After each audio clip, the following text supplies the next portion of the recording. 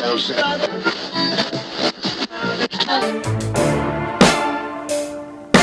a war going on outside, no man is safe from. I've been in this position more times than I can count. I still listen to my intuition, so I'm never down and out. But right now, this isn't going as I had planned. What kind of monster, what kind of man could withstand the force of the clink with a single hand? I staggered because the power was so great. Initially, it was a return of what I had placed, but now it's been multiplied and vanished without a trace. How do you hit what you cannot see? But wait. Hey guys, welcome to the lab. Back with another episode of Sundaze with the Clink Room. Today joined by my good friend Matthew Gunning, Falconer18, also known as on the Instagram circles. Matt, how you doing today? I'm doing well. Good. Had to get you back on the show. Appreciate you taking time on this wonderful Friday afternoon to kind of hang out and talk Clink. But we wanted to kind of come back to you a little bit because there were some things that I kind of threw you for a loop for on your original episode. So let's kind of talk about it. So I think the question was, what were some of your early purchases or your early Clink Room favorites, I think. And you brought some examples this time. Yeah. So you were asked, like, I have been going back and watching old Sundays since I was on, and I'd watched a few before I was on, but I hadn't watched that many. So I now see that, you have some sort of standard questions that you like to ask people. I was not prepared for those questions the first time. So, and I'm watching other people answer the questions now, and I'm like, oh man, I kind of blew it, So like, I wanted one more stab at it. So I've been wearing hats since I was a kid. And mostly I grew up in Michigan. And so it's like Tigers, Pistons, Lions, and a little bit of Lions, but mostly Red Wings. That was my big team. Right. And so I've worn hats on and off. And but just, your kind of standard baseball, dad hats, snapbacks, those kinds of trucker hats. And I got into fitteds later in life. But the thing that really transformed hats from being like something I wear to root for my team to, as I mentioned last time, wearable art. I would say, for me, it was this pack. So this was Milk Toronto. Mm-hmm. And so they did, I believe it was called the breakfast pack. This one, maybe not so much breakfast, but like steak and egg. So this was the egg, the yolk. And I bought 3 of the 4 hats, and here's the steak hat. Look at that thing. That's fantastic. Right. And then here's the bucket of chicken. And on the side, it says blessed chicken.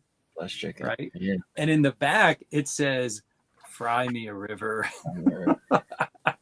So that was one of the things where I went, wow, hats could be a lot more. And then, another company that, up there north of the border, I have a weakness for Canadian hats. I'll just say this up front, but Noble North is making some fun, but this one is, I think, my all-time favorite, Noble North. And this came out a couple of years ago, and I was lucky enough to get it in the blue.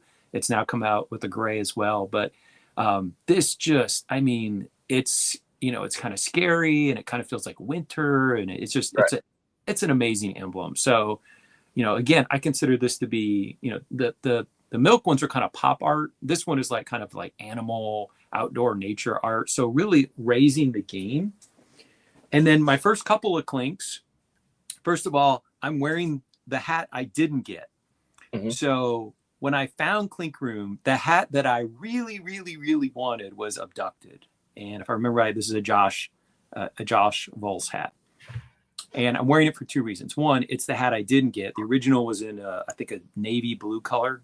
And I even emailed Clink Room, and I was begging them, like, do you have any returns in my size? Like, I really, really want this hat. And they didn't.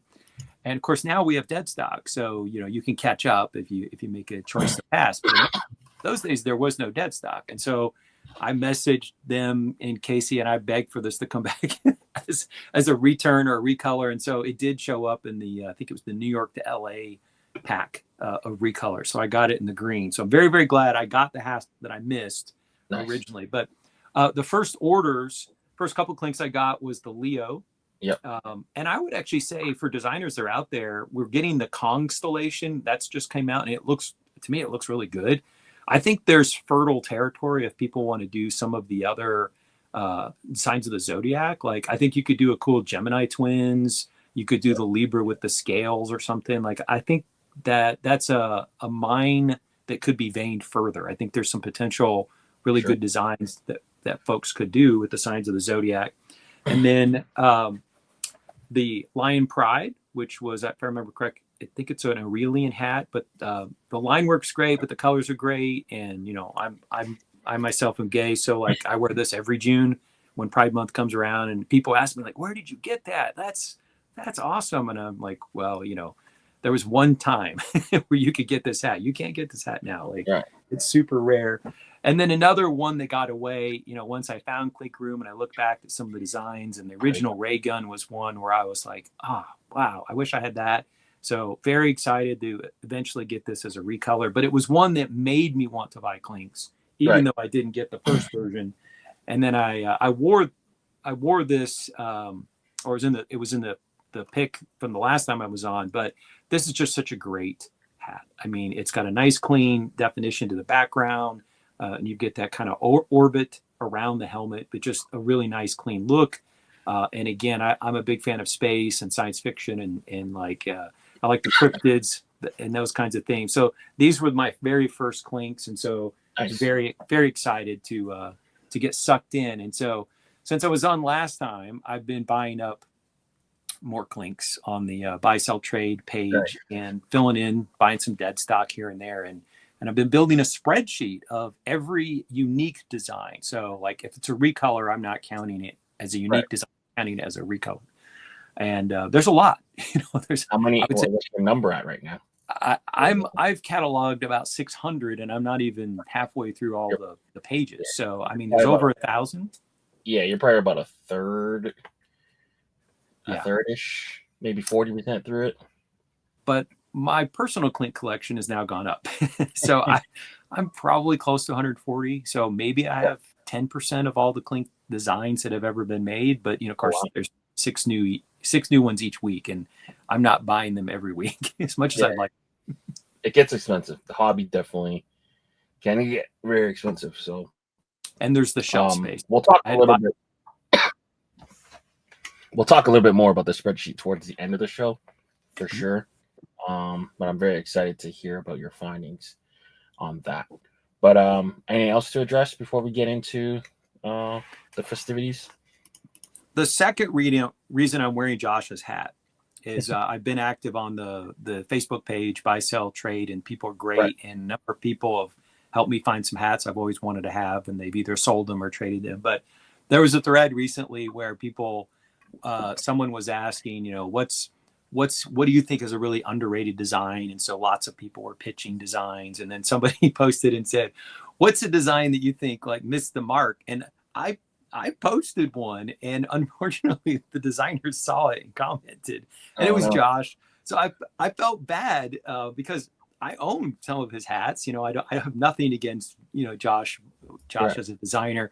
So not only was this my first love, but also it's a tip of the hat to Josh. Sorry, Josh, that it was Spill Your Guts, which I just did not care for. I was like, really didn't care for the particular design. So there you go, Josh. So that's what I'm trying to make it up. I mean, Josh is such a good artist too. Oh, but Spill Your Guts. Oops. Wait, did I lose it? I can still hear you. Hold on one sec. Oops. I clicked something wrong. I coughed and I clicked something wrong. Sorry. These allergies have been killing. These allergies have been killing me for the last couple of weeks. Josh is the best. So, but that Spill Your Guts was in Critz only, right? It didn't ever make it, right? Maybe or did it make it to the shop? No, I think it was in the shop. I can look. I thought it made it. Oh, it is in the shop. Okay. Yeah.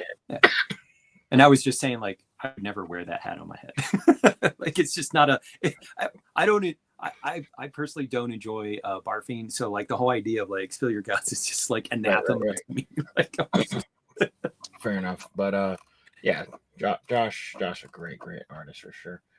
So hopefully he didn't take it to heart. I don't think he did. Great guy.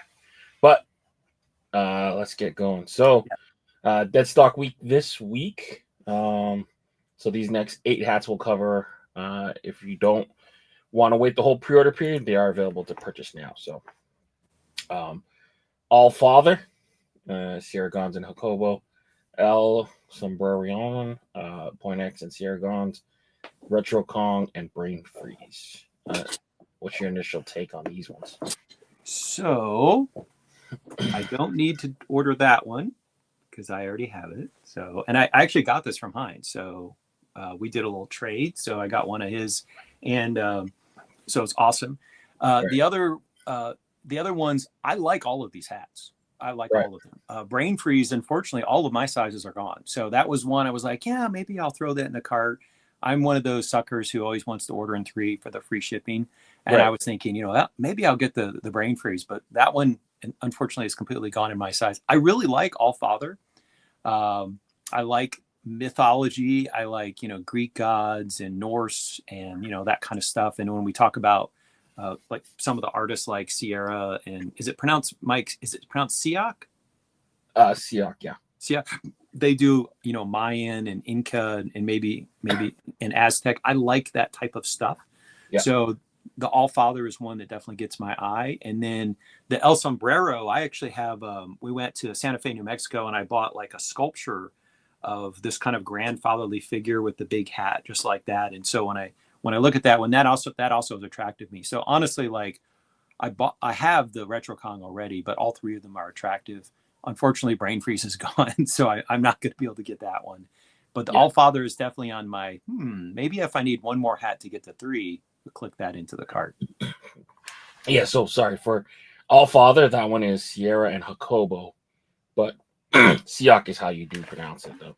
He is a great artist out of Mexico. He doesn't do as much work because New Era Mexico actually hired him directly. So that's why he kind of winded down. But his output originally was insane. Yeah. Amazing artist. So shout out to Mike there in Mexico. To me, the real winner is the one that you showed off, Retro Kong. That was one of the ones that looked like a sticker almost when it was mocked up, but then the embroidery on it, insane. Yeah. Like super puff, super thick. Reminds me of the 80s. Now, when we think about it, the 80s is almost 50 years ago, which is insane in its own right.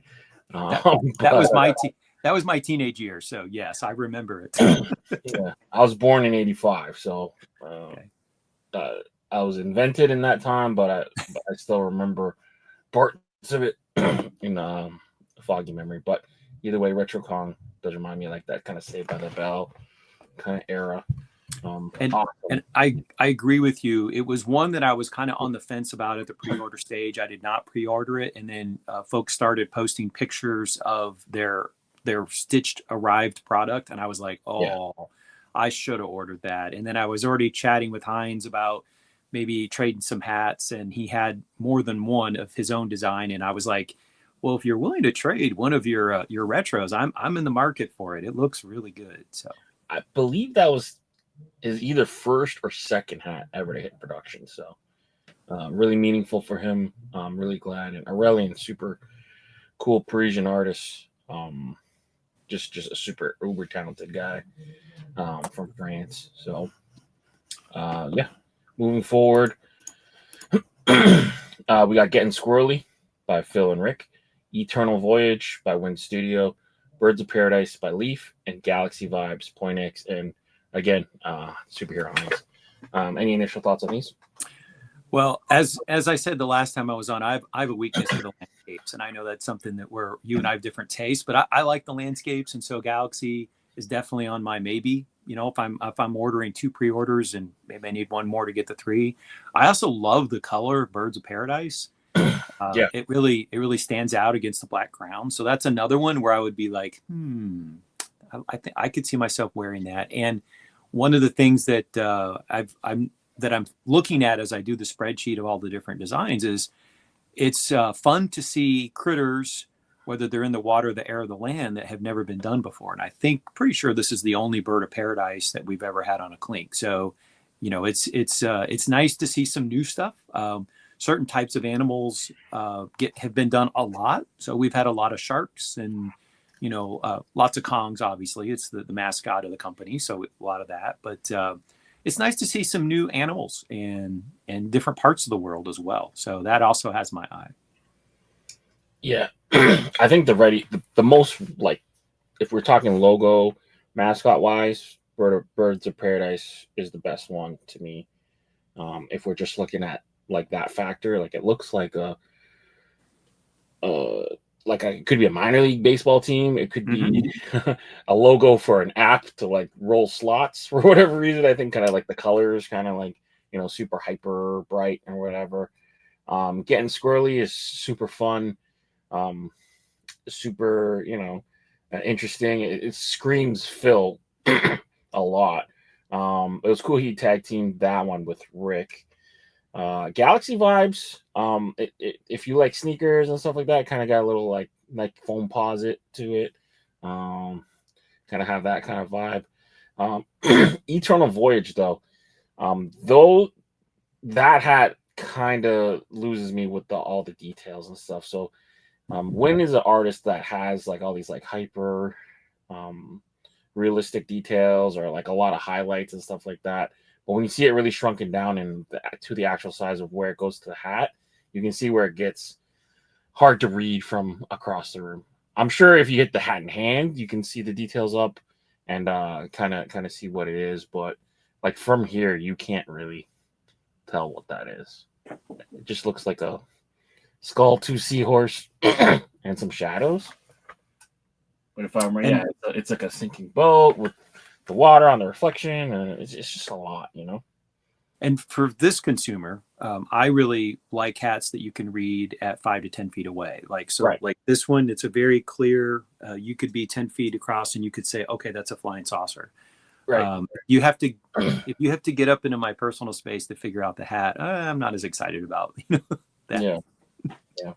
But a good pack of 4 here for sure. So make sure you guys jump on the dead stock if you didn't jump on the pre-order. Moving forward, so this is this is your last call for pre-orders. So the next 6 hats will cover.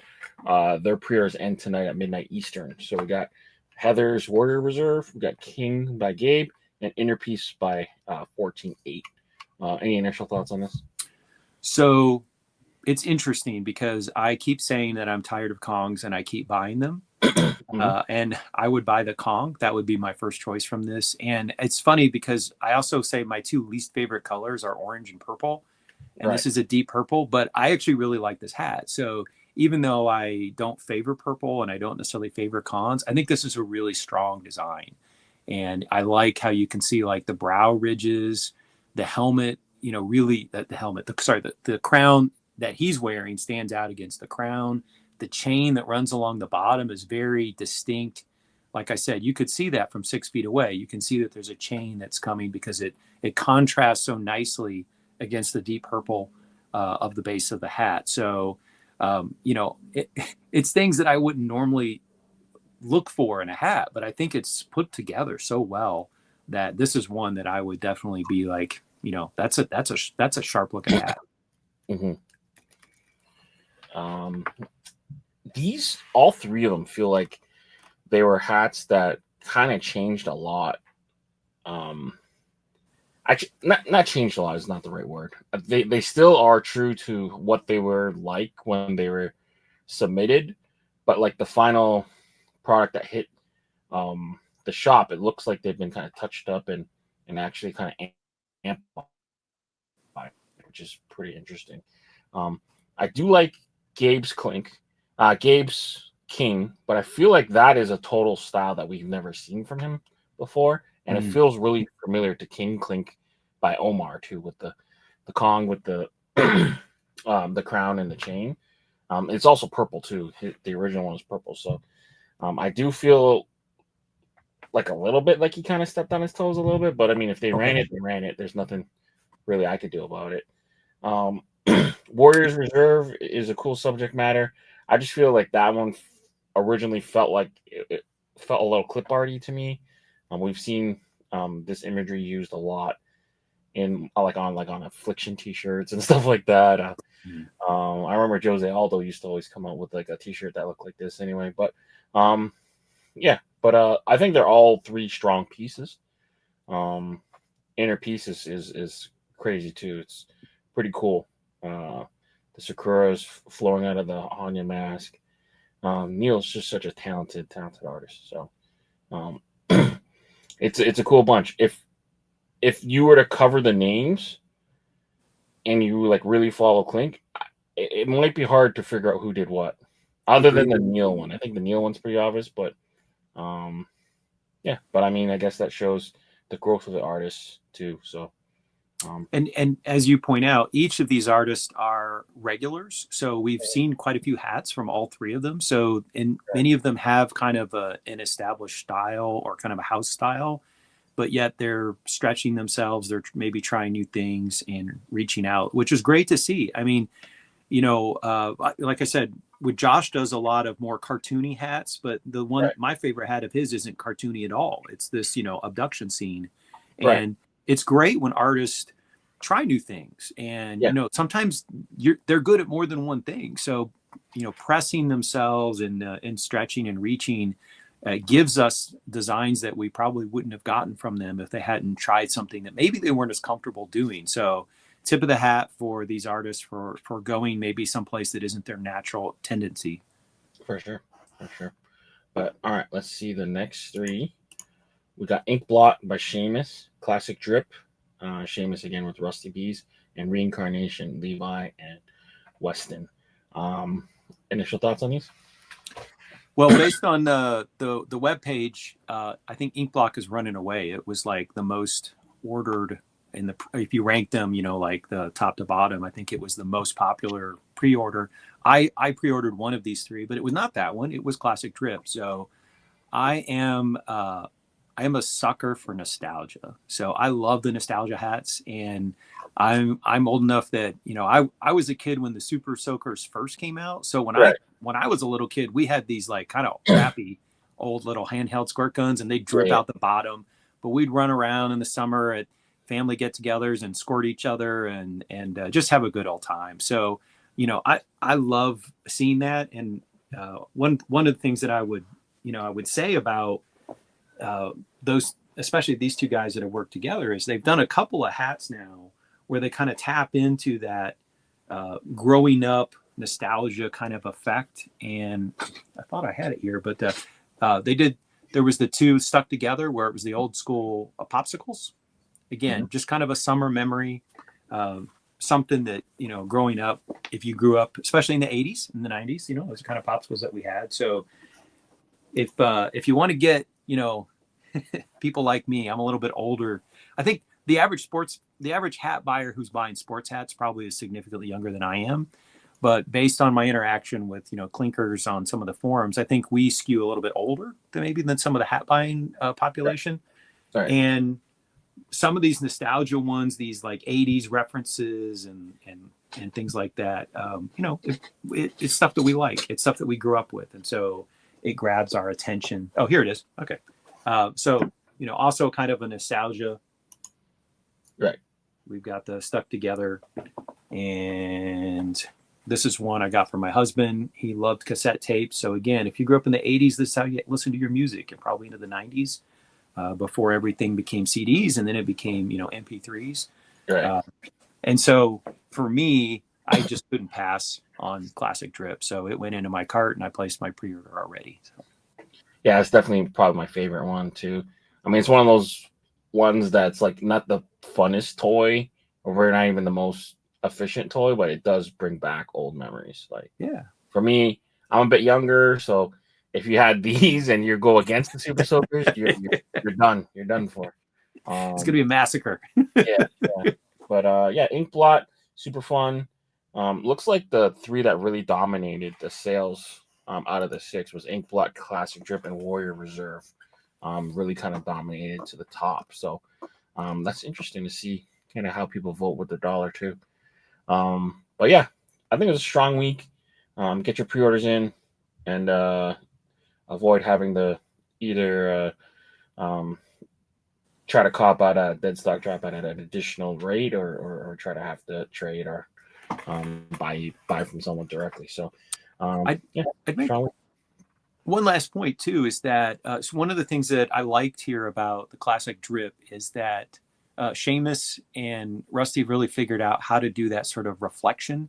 So Yeah. earlier, one of their designs was the lollipop in the wrapper, Hmm. and I think it was Sucker for Love or something like that. And they got the sheen of the light like hitting the plastic wrapper, and you could see the candy underneath the plastic.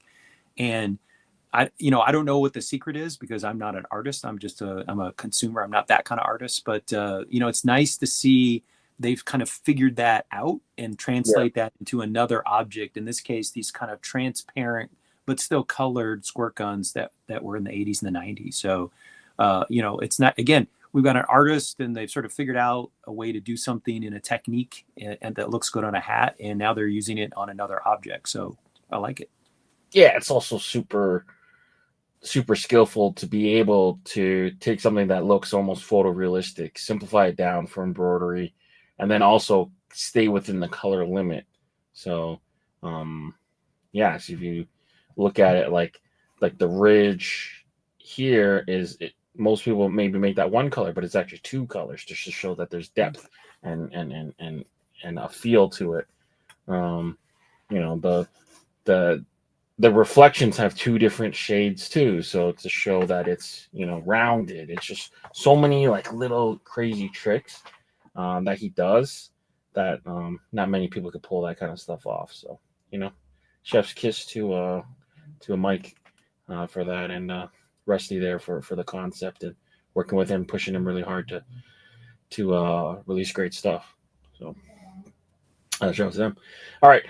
Next thing we're going to cover is the shock drop. So this, for us, hasn't dropped yet, but for you guys viewing this on Sunday, has dropped. So Roadkill Classics. This is the first other color because they did bring this back when they brought back the 1.0s for a pre-order.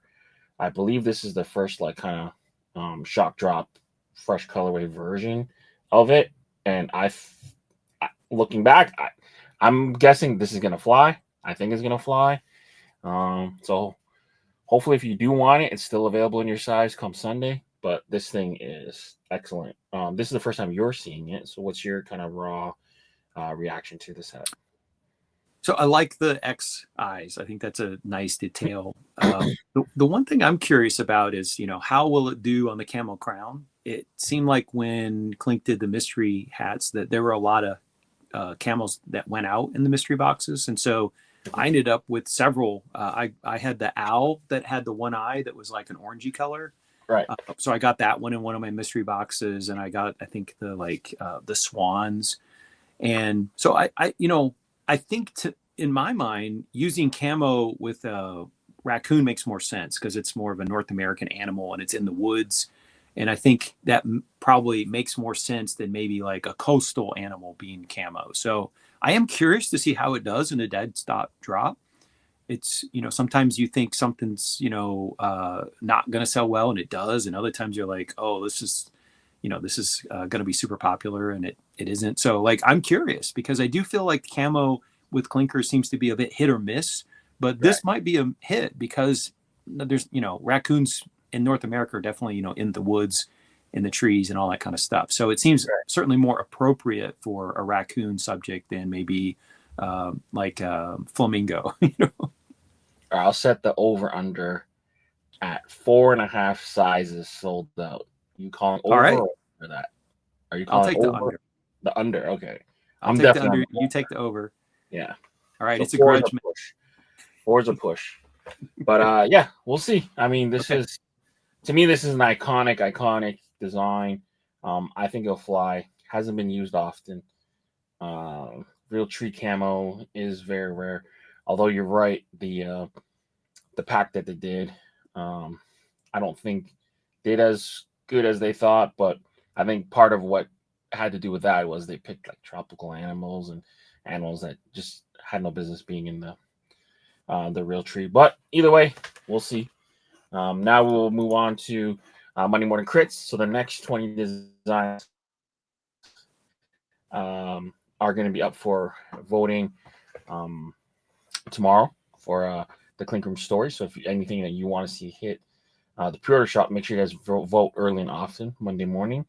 I'm not sure if it's a direct Tiger Week entry, but we got Matt Bells and Whistles with stripes. What are your thoughts there? Well, I grew up a Tigers fan, so I like the subject naturally. I like the reflection on the glasses. I think that's a nice detail. I almost feel like the head doesn't quite sit on the neck quite right, but I'm not really sure what feedback I'd offer. It seems almost like maybe like there isn't a neck at all. Like, I don't know. And the edges of the shoulders maybe jut up just a little bit too much for my taste. I don't know. I think I'd want to, maybe this Tiger hasn't been able to tailor his suits, but normally maybe like it's a like come and then just be an angle. It seems like it kind of sticks up a little bit, but overall I like the subject. Those are kind of nitpicky details. I like the tie. I mean, the tie's a little bit loose, so maybe the Tiger doesn't want to be strangled by the tie. Right. It's a cool piece. It is an interesting way to kind of box it in with just like really, really hard lines. I don't know if I love that or like it. The caption reads cool cat. So I think he could have did something where it was like maybe like a white tiger. Maybe he's wearing like a big puffer coat or he's sipping on something cold, just to kind of tell that story a little bit more literally, like cool cat, like rather than him being like a Bengal tiger, make him like one of them snow tigers, I think. Maybe give him a fedora. Okay. Hat. Like, he looks like a cool guy. He's got the sunglasses. He's wearing right. Yeah. Yep. Yeah. But either way, drawing wise, it's cool. It's kind of done in Tiger's colors too, like maybe an orange. I just don't like the story kind of goes over my head. Like if I were to tell you this is a cool cat, like I don't know how many people would come to that conclusion. But art wise, it's really, really well done. So until you said cool cat, I wasn't sure what this was. I mean, Obviously it's a cat in a suit, right? Yeah. But the title on the screen is stripes. And so I'm looking at it and I'm like, well, I don't really see stripes. But when you said cool cat, I was like, yes, now I see the sunglasses. Okay, now I see that the cat is trying to be slick and sophisticated. Right. So if that's the message, I would say, give it a cool hat, or as you mentioned, like give it a beverage or something like that. I don't know. Yeah. Or maybe like a summer suit, like maybe he's, in a bathing suit. I don't know, whatever. But would you put a zoot suit on this Tiger? What's a zoot suit? It was like there was like a swing revival in the 90s, and zoot suits had like the pinstripes on them. Okay. So got like these pinstripe stuff. It was kind of a throwback to like a look from the 20s and the 30s and the 40s. Right. Where, like, sophisticated guys who go to the club and they wear a zoot suit. Okay. I don't know nothing about that, but all right. Yeah. Well, I'm educating the young ones today about the zoot suit. There you go. All right. Number 2, we got Fat Cap. I guess this is like the little cap on the spray paint can. Oh, okay. Yeah. I was thinking toothpaste. That was my initial read when I saw cap, and I'm thinking, well, toothpaste, the caps are all kind of the same size. Right. But what are some other thoughts on this? I'm pretty, and let me pull up his. I don't believe he's ever made it through, but he has been submitting for a while. So I'll give the artist marks for using colors that aren't super common. So I'm someone who likes to see more color in Clinks than sort of always the dark colors that often are selected. So full marks for this. Maybe if you're trying to communicate that it's the cap for a spray can, maybe you need to have the top of the spray can underneath, because I honestly didn't know what I was looking at. Right. And so as a consumer, like if I don't understand a hat, I'm probably not going to want to purchase it. Like I didn't understand, is that a tongue? Like why does the cap have a tongue?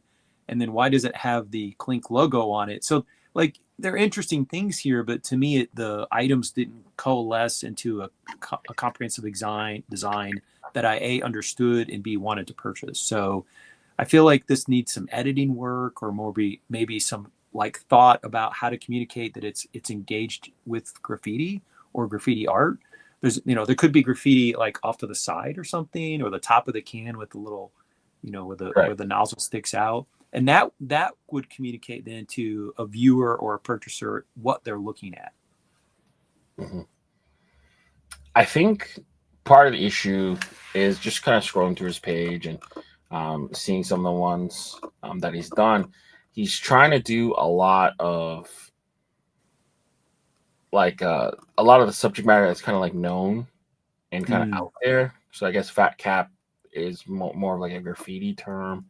I see like Sacred Heart, Frankenstein, Dracula, like stuff that's known, Clink Graffiti, Our Lady of Guadalupe.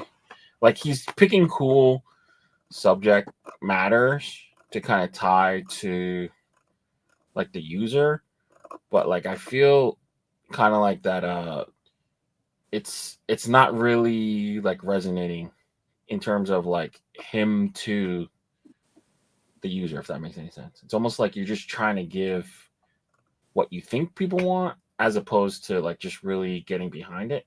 That's just my initial thing, and I could be completely off or whatever, but I just think like certain parts of the art, it gets really hard. I mean, you had the question to one of the things that we were talking about last week with Drinking Nature, kind of like the differences between designing for vector and designing for embroidery. So like this is a cool kind of piece. It looks like graffiti. It looks potentially like a really unique art style, but this certain elements of this would not embroider well. Like the tiny little speckles and the tiny little dots. Like there's just almost no point to this. You're almost taking away from it. And then like the colors and stuff, like you give him credit for that, but like this like kind of volt green. I love volt green, but it just doesn't show up well on a chrome cap at all.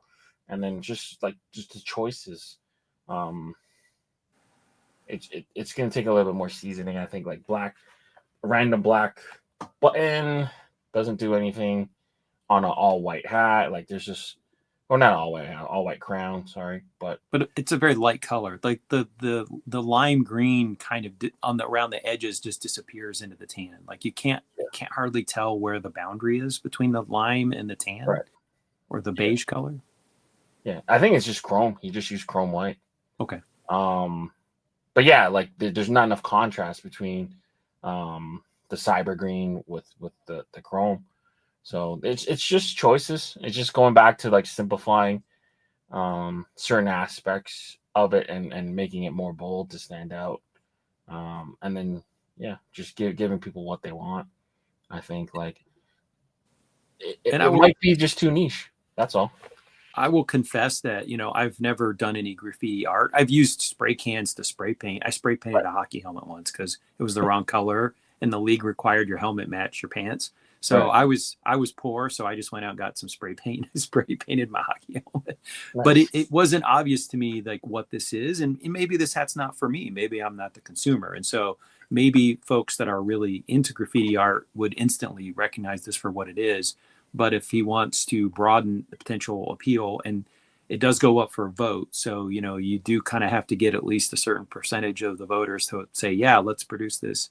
Something to think about if you want to get votes, you might have to communicate a little more clearly to a non-specialist or a non-expert what the thing is. Right, exactly. But I'm realizing now that I've been reading his name wrong this whole time. So it's IMAP Adrian. Oh, okay. Meridian. So hopefully I'll remember that for the next time. But good job, Adrian. Hopefully we see you kind of break through one day, and keep at it.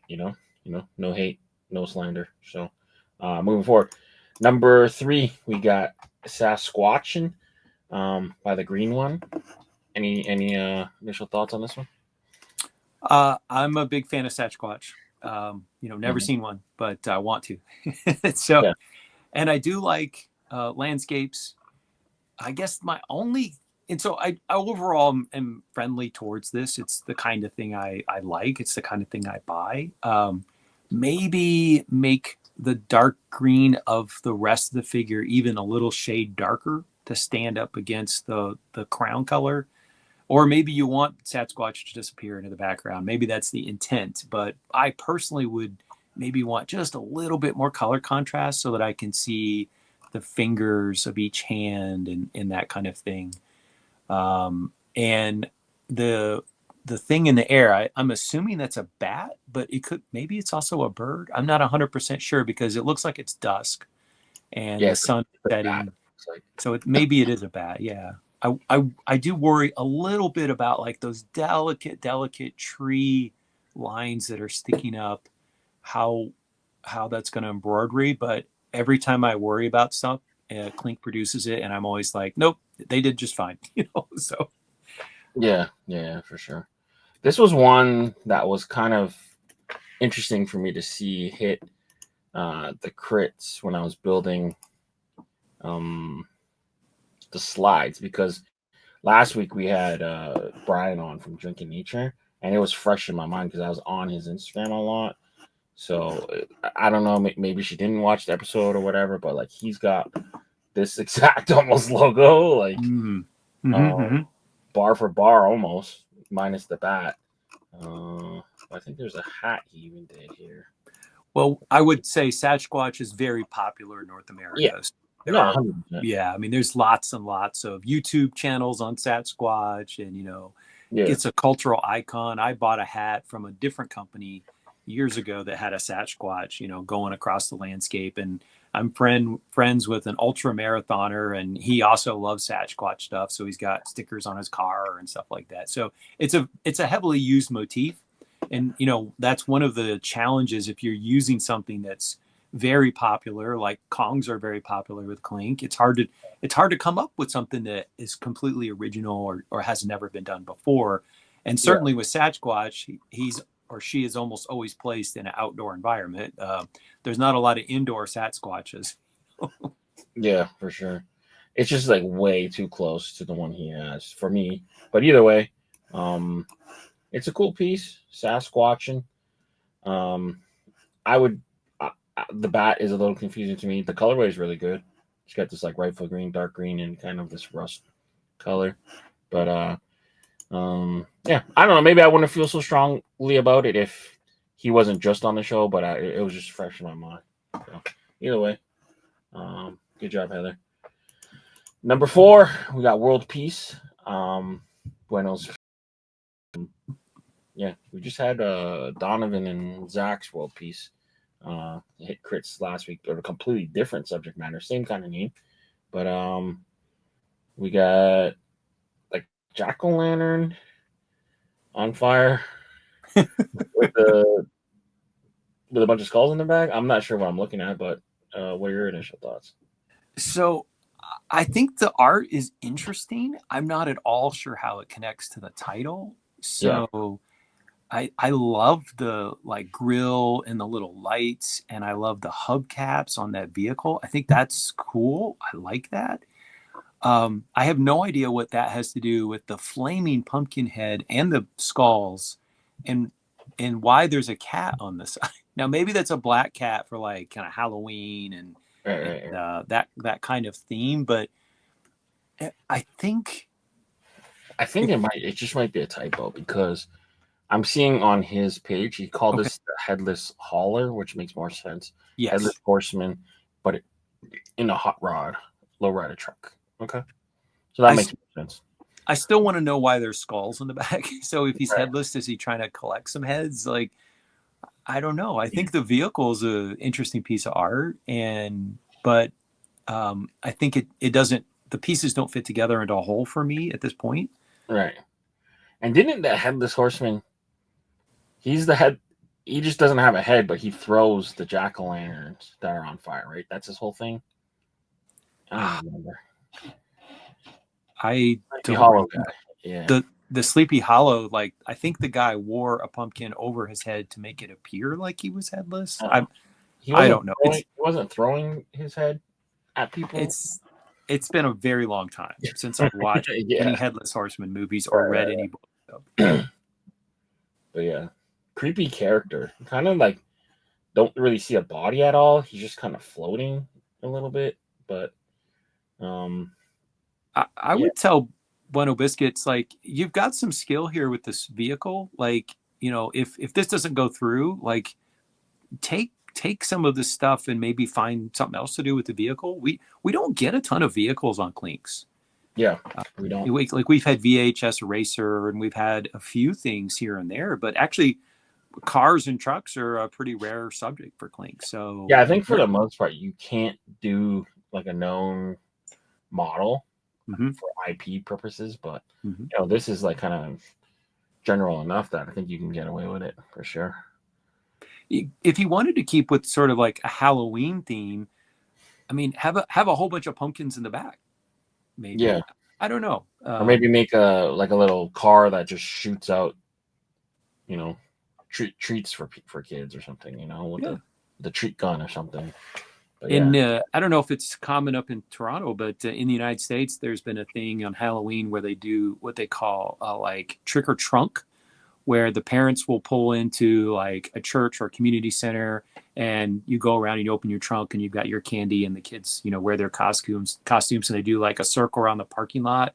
Oh, wow. So they don't have to walk through all the neighborhood to collect candy. Yeah, could maybe do a trick or trunk with this, right? I think that's no more.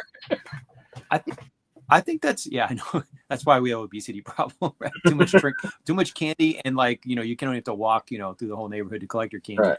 But I do think if maybe someone wanted to take a stab at trunk or treat, I think it's a topic that would resonate with some parents, and they would say, yeah, you know, we do that. I could get that hat. I could wear that hat at Halloween, and they would recognize that as something that's in their life or in their community, and it's something that he could use the vehicle art if he wants to do something like that.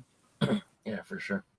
But all right, moving forward, we got blueberries, Buenos Biscuits, flipping it now and kind of doing more of like a hyper realistic kind of art piece. What are your thoughts here? I love the blueberries. I grew up in Michigan, in Western Michigan. There's a lot of cherry and apple and blueberry patches. You can go pick your own. So this has a bit of a nostalgia for me. I remember going and picking blueberries. The blueberries are very well done. I have some color quandaries. I wish the leaves were a little richer, and I really dislike the crown color. I don't think it plays nice with the blue. Just my opinion. If the artist is happy with it, you know, more power to you.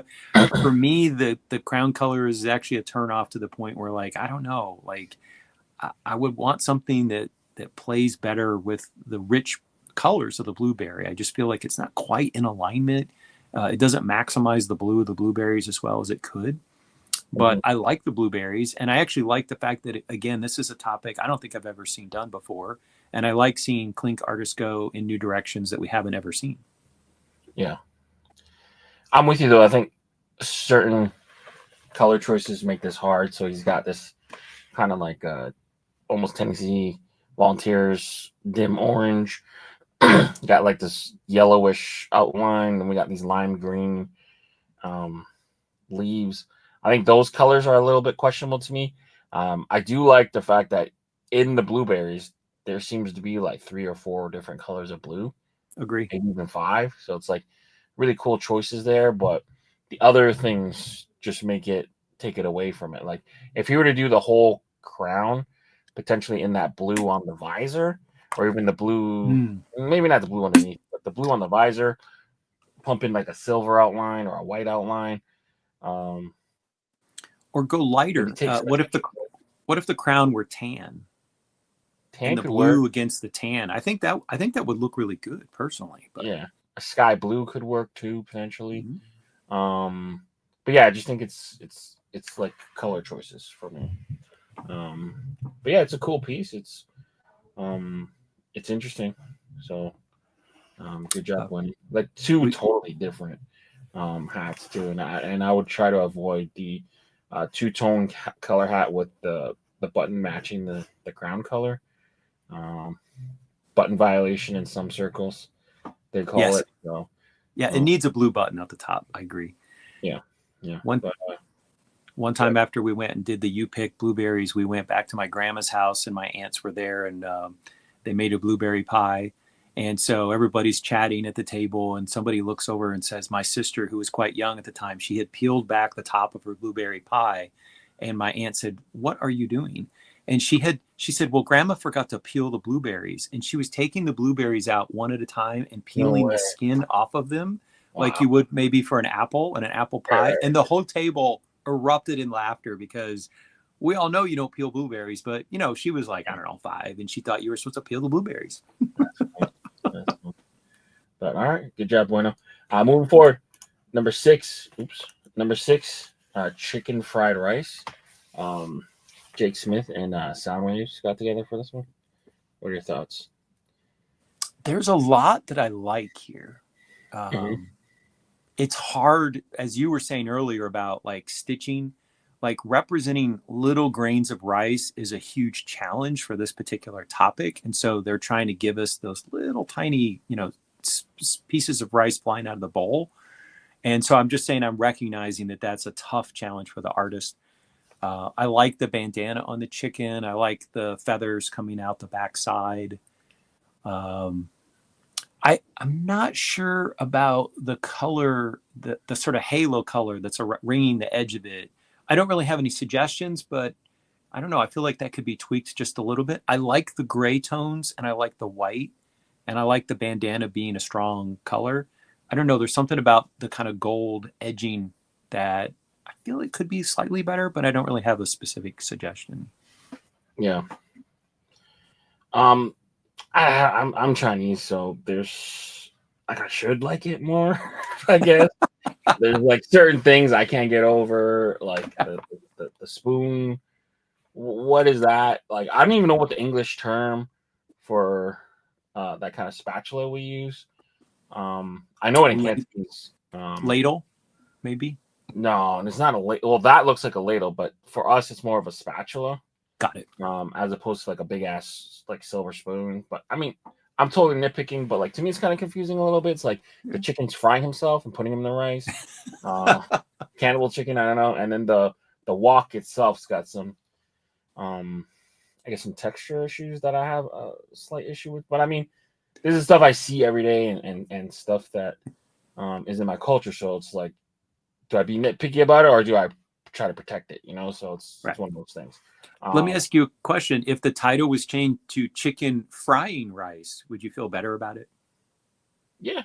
Okay. Yeah, because it's like a pun, right? It would be like a kind of a funny thing, but yeah, it'd be like a chicken frying chicken for like a Popeyes logo. It'd be like what? He's frying himself. He's frying his family. Like, what is he frying? But yeah, art wise, it's cool. It's cool. It's kind of creepy, like humanoid chicken frying chicken fried rice. Yeah, it's there was one design that I saw on Instagram this week, and maybe it'll show up later in Critz, but it was a creature, and it had like super pumped up arms, and I was slightly put off by the jacked critter. I'm like, they don't look like that. Right, exactly. But yeah, even the posture's kind of. I mean, you have to suspend belief for a lot of these things, but like, if you're getting that movement of pumping the rice and trying to flip it, you're extending your hand. You're not getting it. You're not like deep in. It's more of a. Is that a cooking technique? Do people flip the bowl? Okay, so it is a legitimate like thing that some people do when they're frying rice. Yeah, so you're basically, so instead of using a spatula, you're just kind of like turning the rice over. Okay. You're putting the soy sauce in, you got the ingredients or whatever, and you're just kind of whatever. And then towards the end, maybe you are using it more, but so they're definitely getting that motion in. It's just a little awkward that it's up here as opposed to over here, Oh, you can't even see my hands, but you know what I mean. I do. So let me ask you this question. so there's the bowl, and then there's the two lines that are supposed to represent movement. Would you advise them to put like lines on one side and not the other, or do you just would you if the bowl were slightly more level, would that make please Mhm. you? Oh, this is a wok, so it's not a bowl, so it's Right. kind of like a frying pan or whatever. Um, yeah, it's just the textures is a bit awkward because Okay. usually it's like a smooth, it's like a smooth like pan, I guess, but like the bottom of it just gets so weathered because of the high heat. Yep. But yeah, I mean small things, small things, but it is a cool like logo. It is a cool logo once you get past this kind of stuff. But yeah, One of the hat topics that I like is I like food hats. I have a bunch of minor league baseball teams do a lot of food things that I think are funny and amusing. And one, I have the what is it? I think the Montgomery Biscuits did a kimchi that I loved. I have the kimchi hat. It's right. great. Yeah, I yeah. love kimchi. There's a lot of Korean folks around my neighborhood, so we have lots of good Korean restaurants. A clink we've never seen is like egg rolls, or something like that. Egg rolls or spring rolls. And I don't know if someone would do like a spring roll where it's like the shape and it's like a landscape where like spring and stuff was. Right, I right, don't. right. Maybe that's too much. Maybe that would, but Might be too literal, yeah. too literal. But Yeah.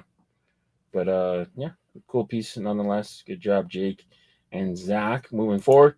We got Same as Lame, Levi and Win teaming up for this. So if you're not familiar, they stuck this on a bunch of I think bumper stickers, and it's kind of like their mantra.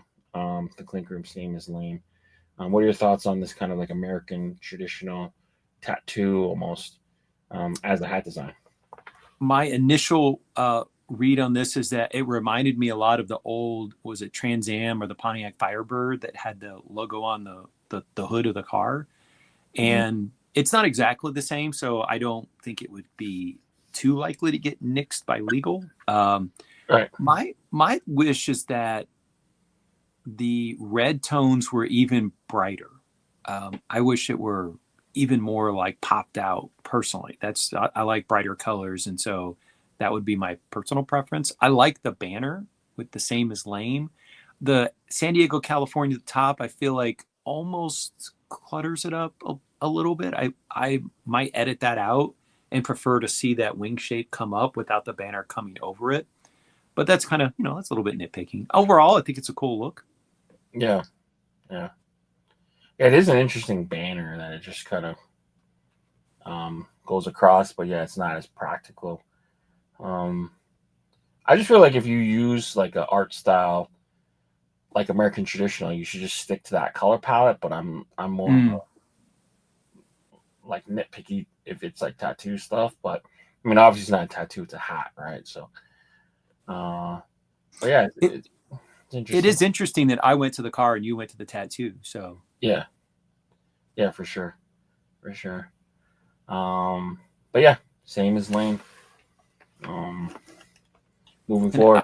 I would say that this strikes me as not the usual thing from Win Studio. So, again, I always want to credit artists for maybe doing something a little bit different. So Yeah, yeah, that's cool.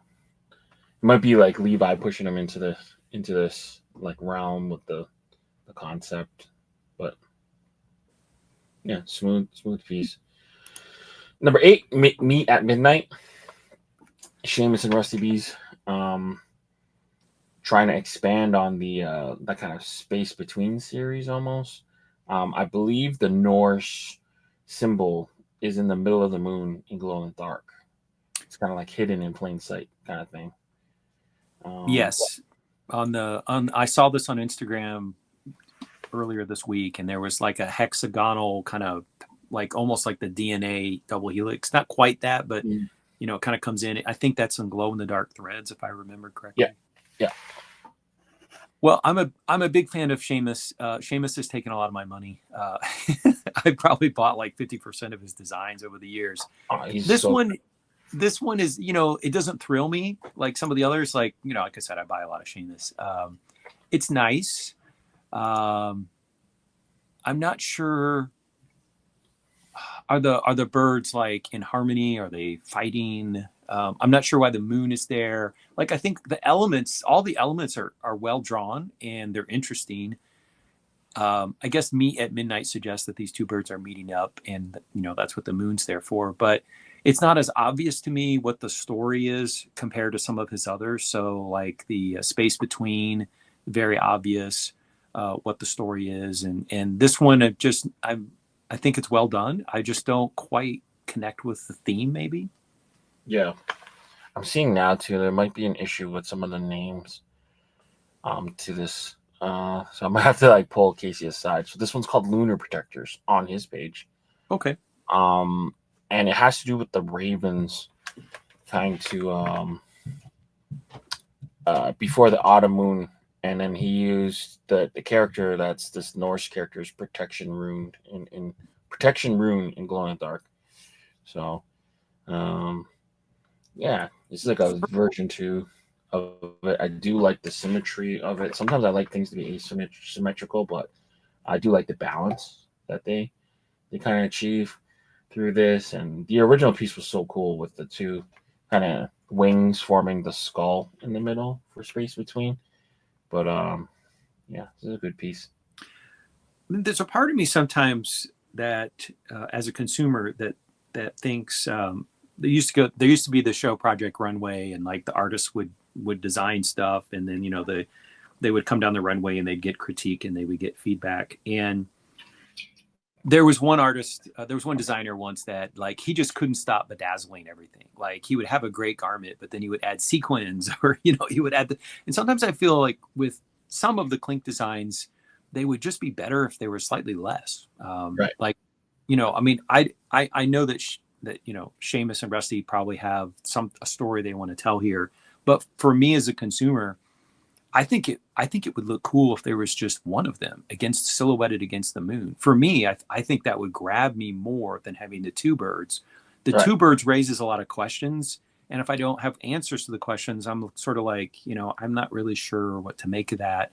If it goes to production, then there's that little description, and you can see the story if you're deciding whether to make a purchase or not. So you can get that context. But just in terms of wearing this out in public, I probably would be more excited by a solitary raven against the moon. That would grab me. And in fact, one of my very first purchases from Clink, probably my fourth one, was the snow owl, which was the wings of the owl, and then there was like a scene of trees behind it. And maybe they don't want to get too close to that, and they're trying to do something different, and they're aware of that previous Clink hat. But I'm wondering if maybe less is more here. But it's just my opinion. Yeah, that's an interesting kind of take on it. I think they're trying to do that, try and capture some of that same magic that they had with the space between, with the two kind of angel wings forming. But then knowing that and seeing what that achieved, my mind goes to like, okay, so what's hidden here? Like, Right. is there a skull hidden here that we don't see or something? So that's kind of being like a little bit of a victim of your own success. Like, once we know the original so much cooler, like this one falls a little. It's a little rough to say like falls short, but it's just not as good as the original. So, like what are we doing with it? I will say that for me, I'm almost never in an environment where the glow in the dark shows up. I'm no longer going clubbing. There's not a lot of neon lights where I'm at, the black lights. Right. So the other day I had one of the Clinks that I'd acquired through like trades, and it was the magic mushrooms, and it's a glow in the dark hat. And so I actually held it up to the light for a few minutes and like went in the closet and shut the door. And I'm like, oh, it does glow in the dark. But like it, like I just don't, almost never see the glow in the dark elements. So for me as a consumer, even if I know there's something cool under there, it's probably not going to make a difference maker, because unless I go to like, cosmic bowling and there's like black lights on, like if I did a lot of cosmic bowling, I'd probably buy more glow in the dark stuff, but I don't do a lot of that. So. All right, for sure. Okay. Moving forward, we got Soundwave, Seamus the Skunk. Okay, Seamus, you can take my money on this one. I love it. I love it. I love the neon. I love the pink. I love the waves. I love the Soundwave. and I love the palm trees. You got me. I'll vote for it. I'll buy it. Yeah. It's interesting too. He's got the sun as it too. I think there might be a little friction between Seamus and Soundwave, to the artist. So maybe this is like a shout out to him or him trying to make nice. Maybe, I don't know. But either way, Okay. Good piece. Utilizing Flanagan's two favorite, like beetroot and vice blue. So you're tugging at Flanagan for sure as well. I also feel a call out. There's been a couple landscape scenes where there was one with the Fuji mountain, and then there was one with like an Inca temple where they used the thin lines. And I feel like that definitely is a call out. It's not exactly the same art style, but it feels like it's in the same realm with that art style. Right. That's a good piece. Seamus is just so good at neon designs too. Just some of them he'll outline, and other ones he'll just have like this. Just a real cool kind of piece. I love a good color contrast, and so putting this, aqua color and the neon pink against black, it's gonna sing. This gets stitched, it's just gonna pop. It's gonna look great. Yeah. My thing would be small nitpick, but just make this hat all black. Having it like with the navy and the black kind of takes away from it a little bit, because nowhere else is there any navy on this. I just go black, keep the blue because the blue's in the logo and on the under, and just go from there. Maybe pink button potentially, or pink New Era flag and pink Kong at the back maybe. But other than that, like it's so good that you didn't need, like you talked about, doing less with more. It's so good that you don't need to make it a two-tone. Just go all black, But so I'm going to pitch something, and I know that you are generally a fairly traditionalist when it comes to undervisors, but what if the neon pink was the undervisor and the button? Is that too much? No, not necessarily. Okay. It matches it. Yeah, I think it would. I personally would be. I would be excited if they used the neon pink as the undervisor. So. Yeah. To balance that out, I think whatever color you don't use on the button and visor, or even just undervisor, whatever color you don't use on the button should be the New Era flag and the Kong. So if you do pink under, I think you use this vice blue as the New Era flag and the Kong logo. Conversely, if you use this as the under, I would make pink the color for the New Era flag and the Kong, just to balance it out. And I would say one more thing. I normally do not pay any attention to side patches. Like, it's just usually not a factor when I buy a hat, because I just care about what's in the front. That's all I care about. But this is one case where if you did the Clink logo on the side in one of these two colors, I think it would look fantastic. So if you've got, the art, and then you've got over here, it says like Clink Room in like either the neon pink or the kind of aqua color, I think that would look fantastic. And I never pay any attention to side patches, but they also have the waves side patch, the San Diego on it. But yeah, good piece. Moving forward, we got Tusk Breaker, Mr. Carmen, Elephant Week potential entry. What are your thoughts here? I like this.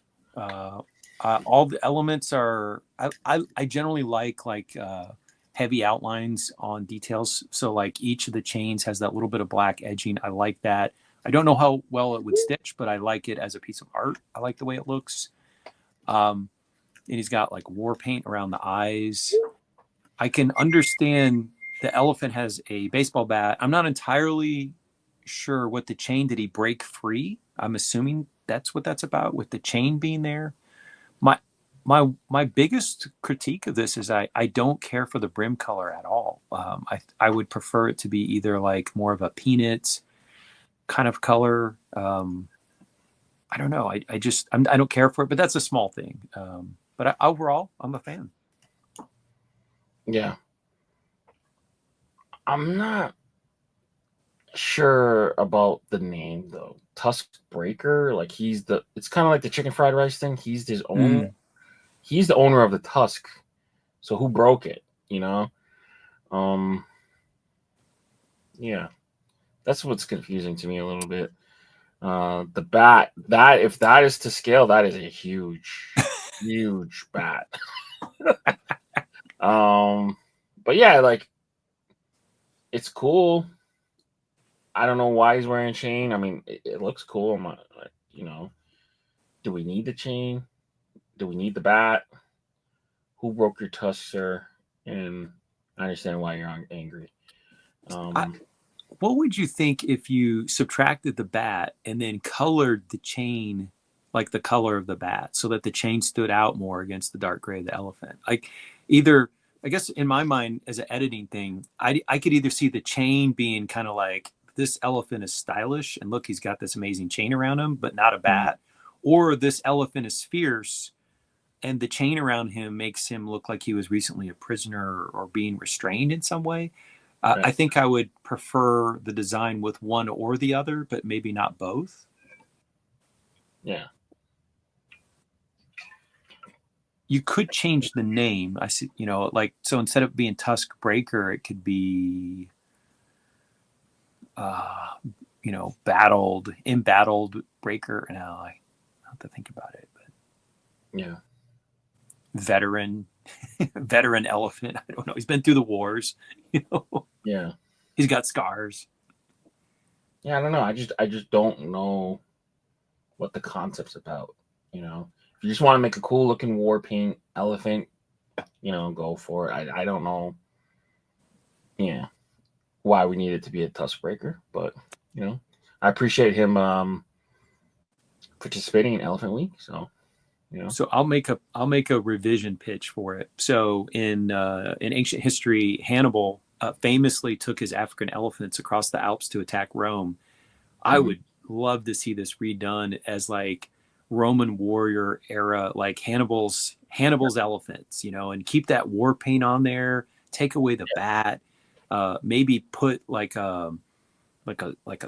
Hannibal walking next to it for scale or something, like, and put more war paint on it and make it into more of like an ancient history battle scene. Oh, yeah, I would throw my money at that. yeah. Like Hannibal's, you know, Hannibal's, you know, phalanx of elephants, and the Romans were terrified of the elephants because they'd never gone to battle with them, but they actually had war elephants, so it was pretty cool. Were they the ones that put oil on the pigs and set them on fire and then sent them to the elephants? It was probably. I don't remember that specific, but they had to innovate because their horses were all scared of the elephants. It was a problem. Right. I think that's what I'm thinking about. So like people, it sounds insane that they would do this, and what assholes, but I guess they're trying to protect themselves. But they pour flammable oil on the pigs, set them on fire, and sent them towards them, and then spook the elephants so that they would run back and hurt their own thing. But yeah, great. People are such assholes, man. The Roman Empire had amazing architecture and very long-lasting government, but it was also incredibly cruel. There was widespread slavery, widespread destruction of cities. It wasn't the nicest place. And sometimes when people talk about like, oh, if we invented time travel, when would you want to go? And the Roman Empire was great if you were a rich person, but if you were an average person, it was a hard place to live. Like, it was not the nicest place. And whether you were a pig or you were someone who lived in the lower class parts of Rome, it was not always the nicest civilization to be a part of. Okay, so I was totally wrong. So war pigs were ancient warfare's military animals. Historical accounts of incendiary pigs or flaming pigs recorded by Greek military writer Polyaenus. Probably mispronouncing that. Alanius Tactius. Both writers reported that the Macedonian king Antigonus II, his siege in 266 BC, was broken when the Margarians doused some pigs in combustible pitch, crude oil, or resin, set them aflight, and drove them towards the Macedonian war elephants. The elephants bolted in terror like squealing pigs, often killing a great number of Macedonian soldiers, trampling them to death. All right, everybody. Leon's challenge for next week is flaming pigs. Flaming pigs. Yeah, war pigs. War pigs. Yeah, so damn assholes. Romans also used wild boars in their fight against war elephants in the Tarentines. Okay, cool. Moving forward. Number 11, Year of the Snake. Milosh coming through. What are your thoughts? I'm a big fan of Milosh. Have a bunch of his hats. This one is maybe not among my favorites. There's a lot of skulls out there. It's monochrome. I'm not as excited about it. It's well done, as with everything. It's very polished. Like the drawing and the artwork is above average always with Milosh, but just the subject for me personally isn't the most exciting. Yeah. My ADHD brain goes to, is there a cavity that can go through? Like, could this snake actually fit through here? Like, would he have just achieved this better by just having the snake kind of wrap around and just kind of coil? It just seems a little awkward. Like the snake kind of, it doesn't seem like a natural thing a snake would do. But it is kind of a cool design. It's just my brain can't wrap around why a snake would kind of do this, but either way, I would almost like to see some detail in the snake, maybe like a rattlesnake diamond pattern. Some scales, just some scales. Make maybe this might not pass legal, but some red blood dripping off the teeth of the rattlesnake. That would make it more threatening and a little more scary. Yeah. And that might just be me being a little, again, more protective of like my own culture. Just Year of the Snake is a Chinese thing. It's like, this is not scream Chinese at all to me. But it is what it is. It could get a lot of votes. It could. Yeah. It's just like the part of me is like, like the snake coming this way. It just doesn't seem likely. Right. So I can answer the question physically. Could that happen? Yes, that could happen. There would be space for the snake's body, but the other part is the jaw would fall off. Right. Yeah. There's nothing holding the jaw together. Right. You need muscles to hold your lower mandible up against the rest of you. So. Right. So, yeah, cool piece. Again, suspend belief, but it's like one of those things that it's like a hyper realistic almost. Picture. So it's like, it's doing some unrealistic things. That's all. But I love Milosh's designs too. So cool piece. He's great. Number 12, Go Fight Clink. Heather and Aaron got together for this one. What are your thoughts here?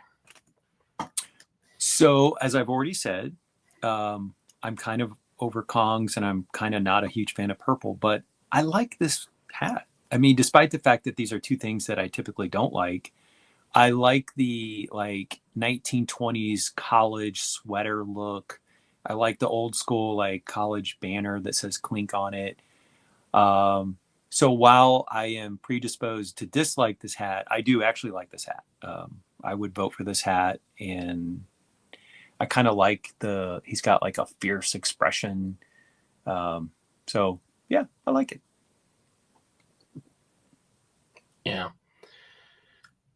Part of me is confused a little bit just with the names. Maybe they changed it on purpose, but she called this one Retro Kong, so maybe I don't know what's going on with the names this week. I have to talk to Casey. I feel like the flag is backwards, but if you were to put it backwards, then you wouldn't be able to write the name. So I feel like you would have to almost flip the design. It feels a bit stiff, a little upright. Apes are kind of, knuckle draggers, but I mean, again, suspend belief. Sometimes it's a little poetic license that. Yeah. I mean, I would pitch retitling it College Clink. Yeah. Clink's going to college and he's a big fan of football or something, and he's got the banner. Maybe he's, on the marching parade or, something like that. So maybe he's in the band and they're going to go out and march around at halftime and he's the mascot. Like, to me, it screams like old school college type imagery. So yeah, like Letterman jacket kind of. Yep. Marching logo. I'd almost want to flip the toes, but that's a little nitpicky. But this makes me feel like this is the left foot as opposed to the right foot.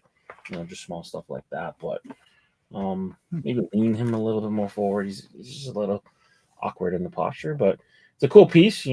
I love these kind of college kind of logos, but I just small stuff, fix the posture a little bit, maybe run the flag the other way, but yeah, cool piece. Good job, Heather and Aaron. Number 13. We got Icebreakers, Point Exco. What are your thoughts here? Is there detail in that ice cube? Yes, a lot of details. Wow, that is really tiny. I like the ambition of it.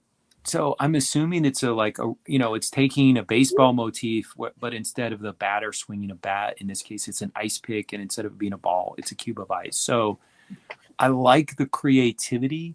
I feel like the fingers on the hands are slightly above where the handle would actually be. So the tip of the handle needs to be moved up so that it lines up. It looks like the handle was slightly crooked. That's a little nitpicky detail. I like, on the one hand, you've got the creature's eyes are directed over here, but the ice cube is down lower. Mm-hmm. So is he looking at the pitcher or is he looking at the ice cube? And again, that's kind of a nitpicky, but it looks like he's not even going to see the ice cube because he's looking over there and that's down. So those are little, but overall, I think it's inventive. It's taking a baseball motif and it's going, with kind of is that supposed to be a polar bear? That's what I was wondering. It looks, by all means, to be a polar bear, but it doesn't really. It feels like it's like a brown bear, just like almost albino, as opposed to like a polar bear. But I think that's what he's going for. Okay. Yeah, it's tough too because polar bears, their fur is just white. If you look at them real closely, I think it's like an iridescent color. So it'd be cool to get like a polar bear with like a really metallic iris kind of thread coloring. That'd be really, really cool. But it's just kind of like a shaggy-ish like polar bear. I don't understand. But yeah, I'm with you. Like the posture's a little awkward. The eyes is no pupils either, so you kind of can't really tell what he's like. Yeah, he looks like he's about to hit the pitcher with this ice pick. I guess they're kind of known as icebreakers because they'll break into the ice and field seals out, and they're losing their ice, so that's kind of depressing. So, yeah, it's one of those things. Yeah, just like giving animals human features, it always is like a weird, it's a weird. There's trade-offs. Yeah. You lose the animal figure the more you anthropomorphize, make it look human. Yeah, so there's, you start to look more and more like a person and you lose that. It's like you and I both looked at this and we were like, is this a polar bear? Because polar bears don't swing axes, and so you kind of have to push in that direction. The other thing I would say, I love so if we look at the under visor, I love that pale ice blue color. Yeah. I would like to see, like you were talking about the difficulty of showing the hair in the body, maybe use that to make some shaggy lines with that ice blue color in the body. So instead of it being black and gray and white, right. I would point back to the bison in the snowstorm, the hat that was done. I'm spacing now on which designer it was. It's one of my all-time favorite hats. I love this hat. Probably. But Flanagan, maybe look at how he worked with showing kind of like the shagginess and the snow with a color story. Maybe use some of that ice blue color to give us a little bit more of the hairiness. It's a thought. So. Mm-hmm. Yeah, good one. All right, moving forward, we got Celestial Guardian. What are your thoughts here? This reminds me of stained glass because you've got the color and it's edged with a fairly thick boundary. My personal preference is I would prefer to see this in colors instead of monochrome grayscales. Mm-hmm.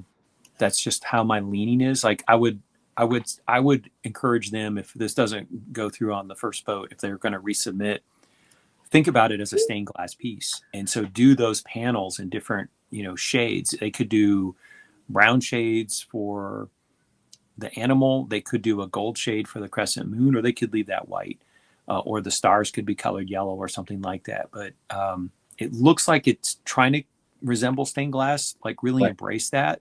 Most Yeah. stained glass has some really vivid color, and I would love to see this recolored. I think the line reds, work is already greens, good. the reds, greens, Mhm. yellows, stuff like that. Yeah, it's tough, right? Because you're taking something that's so familiar, and you don't see stained glass at night because it'll just be dull, and you're taking that away from it, and you're trying to put it into like shed a new light onto it, kind of almost, pardon the pun. But yeah, it's just, I'm with you. Like, you kind of lose it there because it's Well, so familiar. It's such an easy thing to do, but then now it's like dulled out. I think we've all seen winter nights where the full moon was out and the full moon was so bright you could practically read a book. So Right. you could maybe imagine a scenario where the moonlight is shining on some stained glass and you're still seeing the colors, the light come Mhm. through. Yeah. So you're gonna lean on some like blues and some like some sky blues and maybe some silvers and stuff like that. That could be a way to do it. But yeah, it's just so dark. You kind of lose that whole thing. For me as a consumer, if this were colors, I would buy it. Like Yeah. I've never seen a clink that had a stained glass motif, and so I would be really excited about that. Yeah. And if it really leaned in and put some color, I would be like, here's my money. I'm going to order this hat. Yeah. Have they had it? I feel like there's been a lot of maybe entries, but maybe not a Maybe. lot of yes. Yeah. I mean, in the baseball world, I think it was Hat Club recently did like some baseball logos where Yes. the letters were made to look like stained glass pieces. So that Mhm. has been done. But off the top of Yeah. my head, I'm not thinking of any stained glass clinks. Yeah, I don't see any there. But yeah, yeah, that's a perfect example just to go see how it was used in practice. They had really, really dark crowns, some graphite crowns, some black crowns, navy crowns, but they kept the colors Yep. familiar. Yeah, I bought the Detroit Tigers one. Yeah, I just thought it looked really good. it was an excellent pack.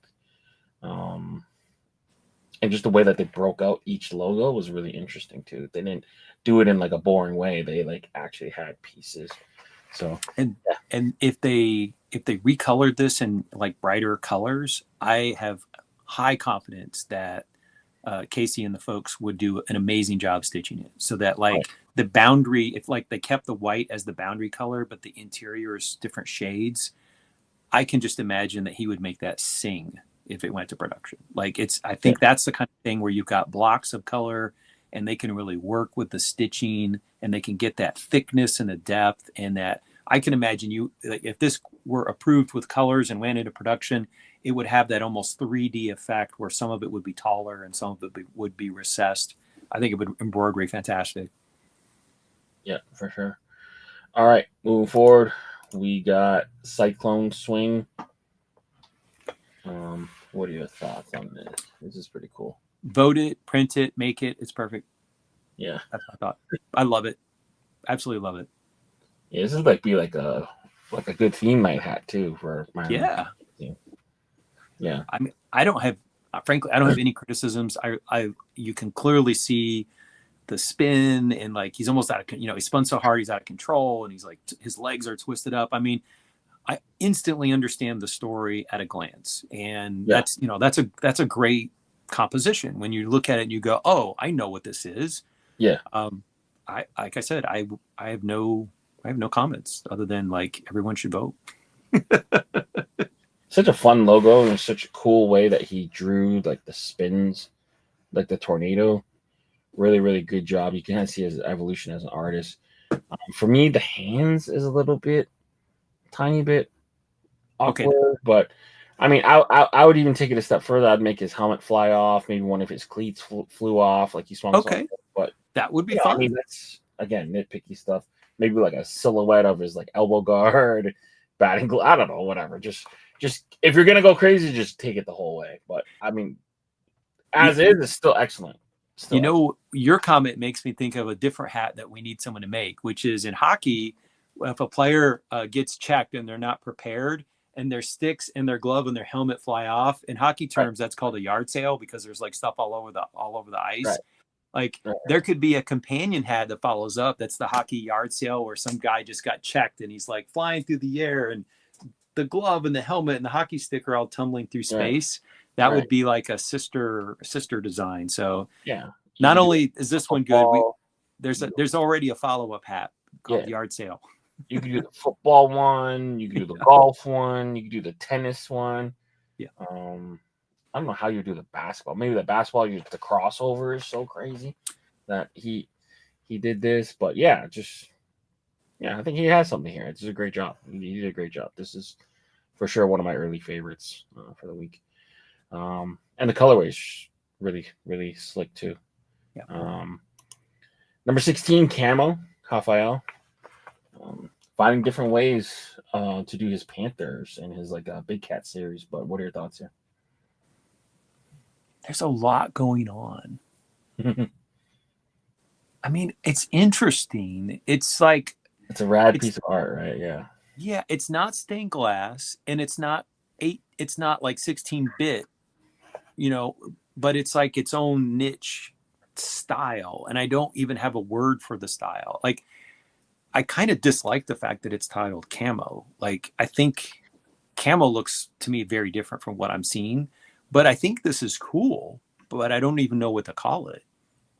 Right. It reminds me of this artist, this Russian artist. I can't put my hand on the name. He's famous for doing arrows. Like, to me, this almost looks like it could be like pieces of glass or like a fragmentary, or even like it's borrowing a little bit from like Picasso and like the new Descending a Stairway, where it's becoming extremely abstracted. This is not that abstracted, but it feels almost like the beginning of that kind of Picasso abstraction of a figure, in this case, not a human, but an animal. And I'm intrigued by it. Like, I've never seen this on a hat. So again, I like buying stuff I've never seen before. So I'm curious. I am interested. I'm curious to see what this would look like. Yeah. I figured out who it was. It was Tavar Zawacki, a Berlin artist. Okay. He's kind of it's not the same, but like it just reminds me a lot of it. He's got this kind of like really like chaotic, really, really straight line, building it out of I don't even know how to describe it. It's just kind of got that same kind of chaos going almost.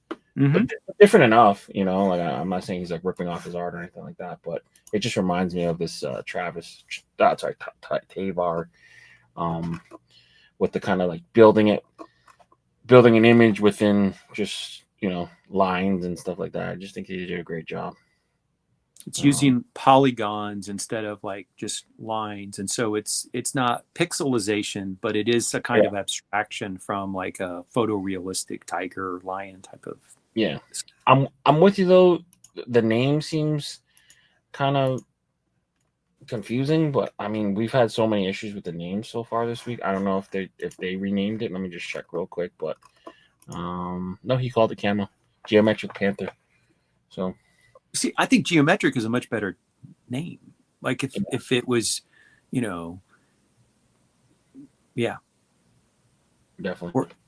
or even like abstracted tiger, or like something like that. Right.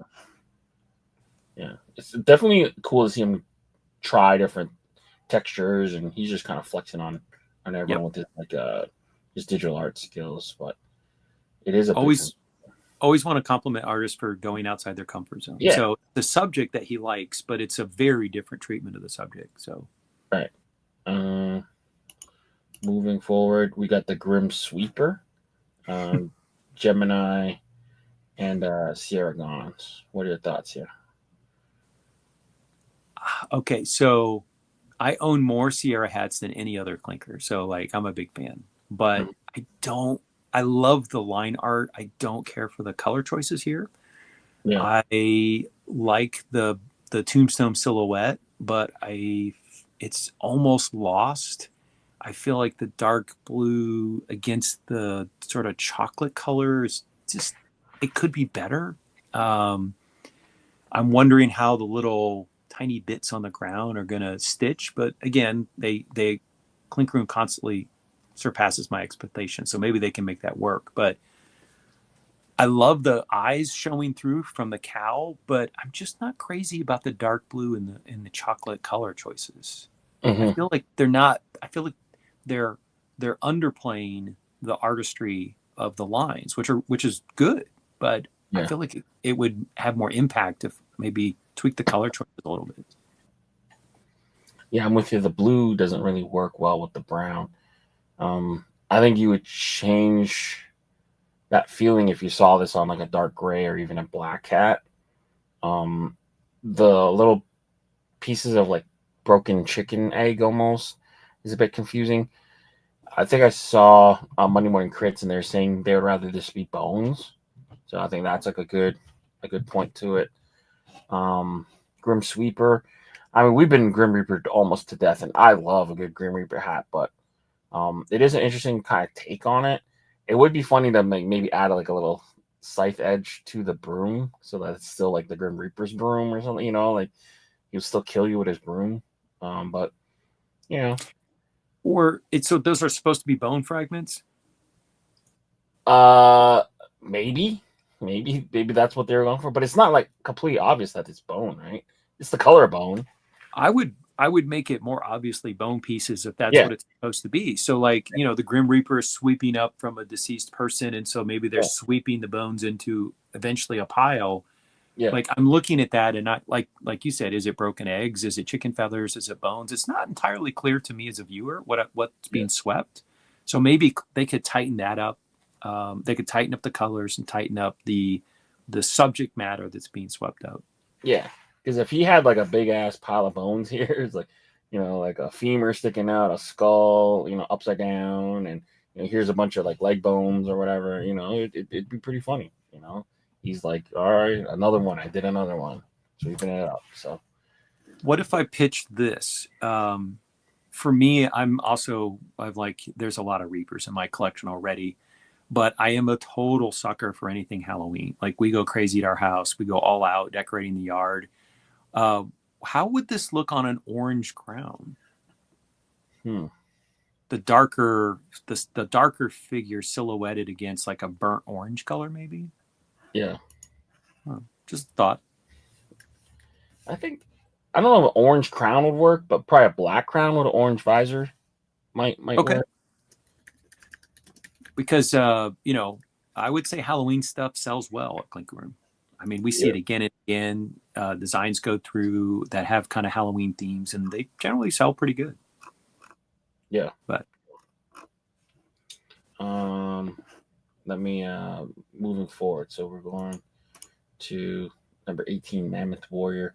I didn't count this for Elephant Week, but I mean it's pretty close. It's a woolly mammoth, but either way, Ink Park back with Mammoth Warrior. What are your thoughts? hmm. So is it supposed to be a human wearing a mammoth skull? That's what it looks like. Yeah. I don't care for the crown color. Hmm. I like the ice blue. I think if it were contrasted against maybe a darker brown, it would look better. Um, it's it it doesn't excite me as a personally. Like I can't imagine. I don't think I would wear this unless Yeah. there was more of a story. It's an interesting costume. It doesn't evoke any cultural context, so we have lots of cultures that get displayed in Clink. We have Asian cultures and Latin American cultures and stuff like that. It doesn't seem to fit into any of those, and I don't Yeah. really see a story. You It's love a hockey too. I, yeah, So, it doesn't. It's not obviously a hockey hat or a baseball, so it doesn't seem to yeah. fit. Doesn't quite seem to fit into any niche, and I think that's one of the puzzles is.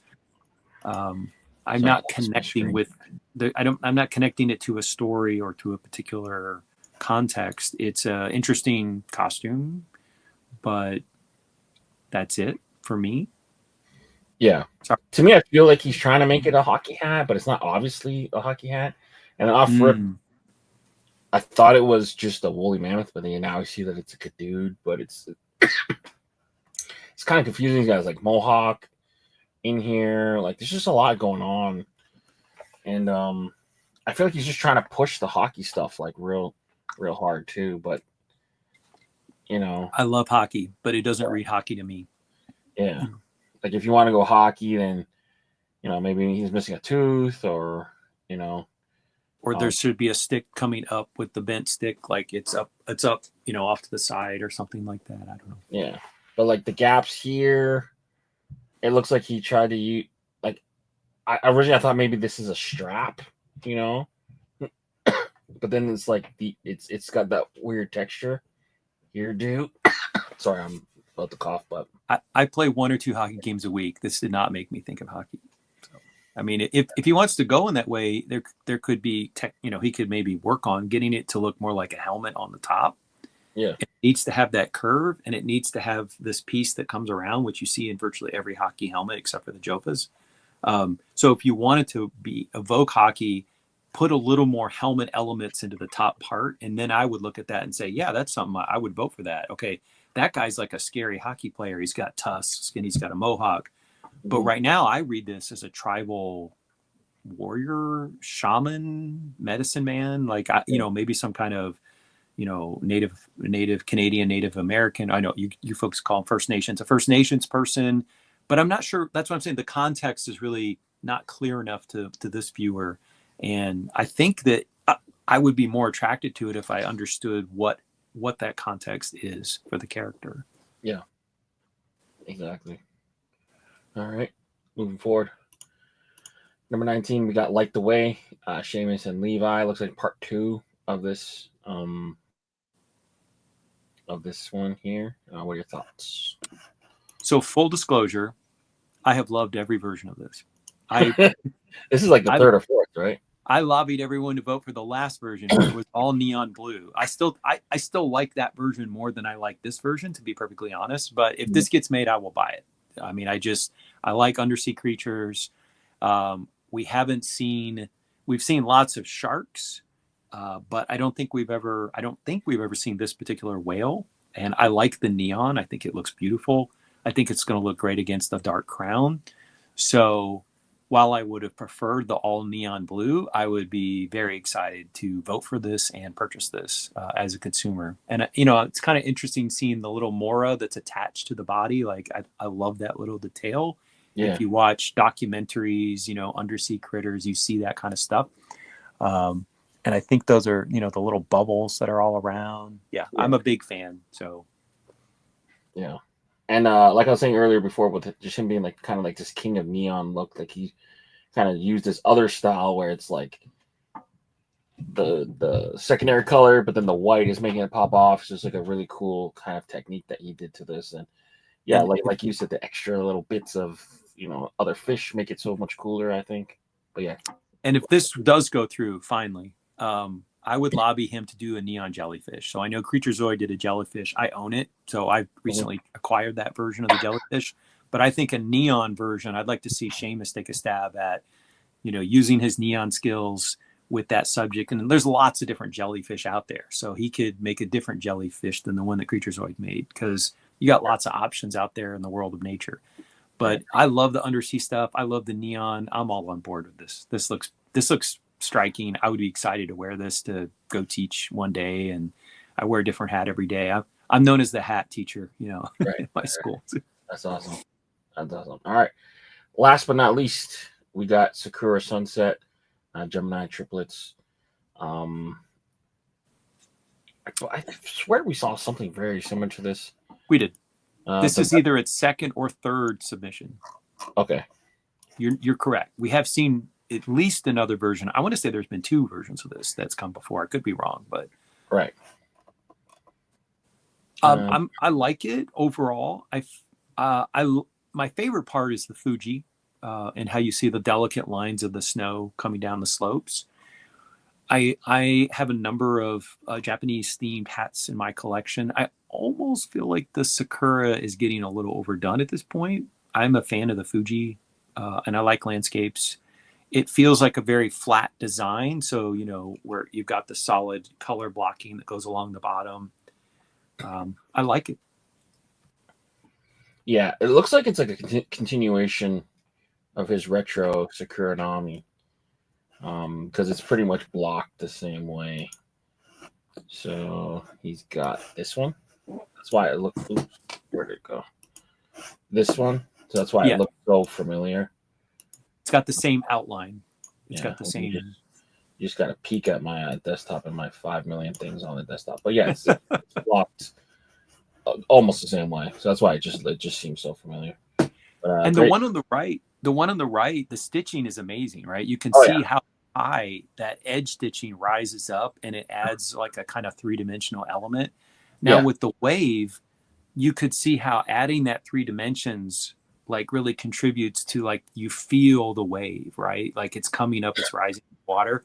I wonder with this one, it is flat design. So I think, you know, maybe if the stitching is extra thick on the Fuji, if that stands physically taller than the background, you know, the purple of the sky, that it might also enhance the effect having that different thickness of the stitching. You definitely see it on the design on the right. The thickness, it improves the final product. For sure. It's a good follow-up. Do you feel that the design should come down on the crown just a little bit? I feel like it's just a touch high.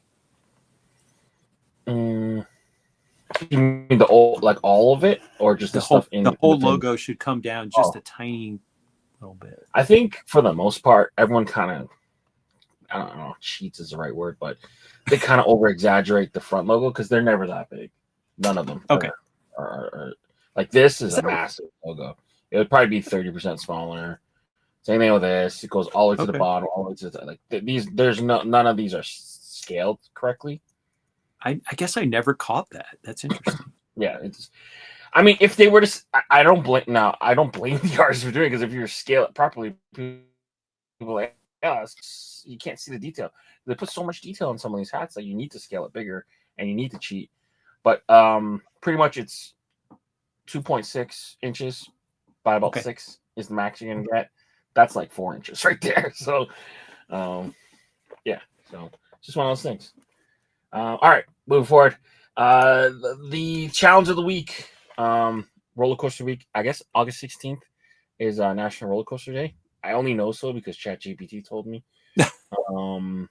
And for the nerd that always calls me out and says that I wait for Casey to tell me what they are, you're incorrect. ChatGPT told me what it was.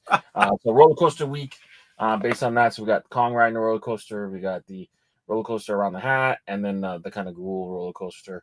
All created by AI, but you guys can submit it to your heart's desire. So if you guys have anything speaking to you, roller coaster week, I thought it would be cool to do it as summer kind of winds down.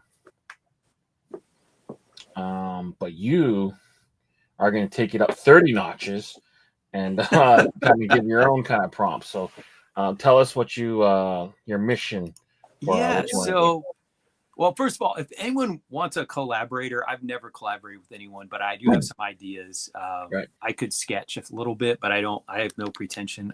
I've like thought about, well, maybe I should try to draw something, but there's so many people are really good at it. Like, so if you're an artist and you want some ideas, I can pitch some ideas. But I've been going through building this spreadsheet and I'm not finished, but I feel like now I'm starting to have a really good sense of what we've had a lot of clinks of and maybe what we haven't had. And so I wanted to pitch some stuff. So we have certain animals that have been done a lot. So obviously Kong's is the logo, but also like bears are very common. So we get lots of bears. So here's some pitches I want to make. So number one, this is one of my early favorite hats before I got into fitteds, but it's a Choco hat and it's got the simple lizard. Okay.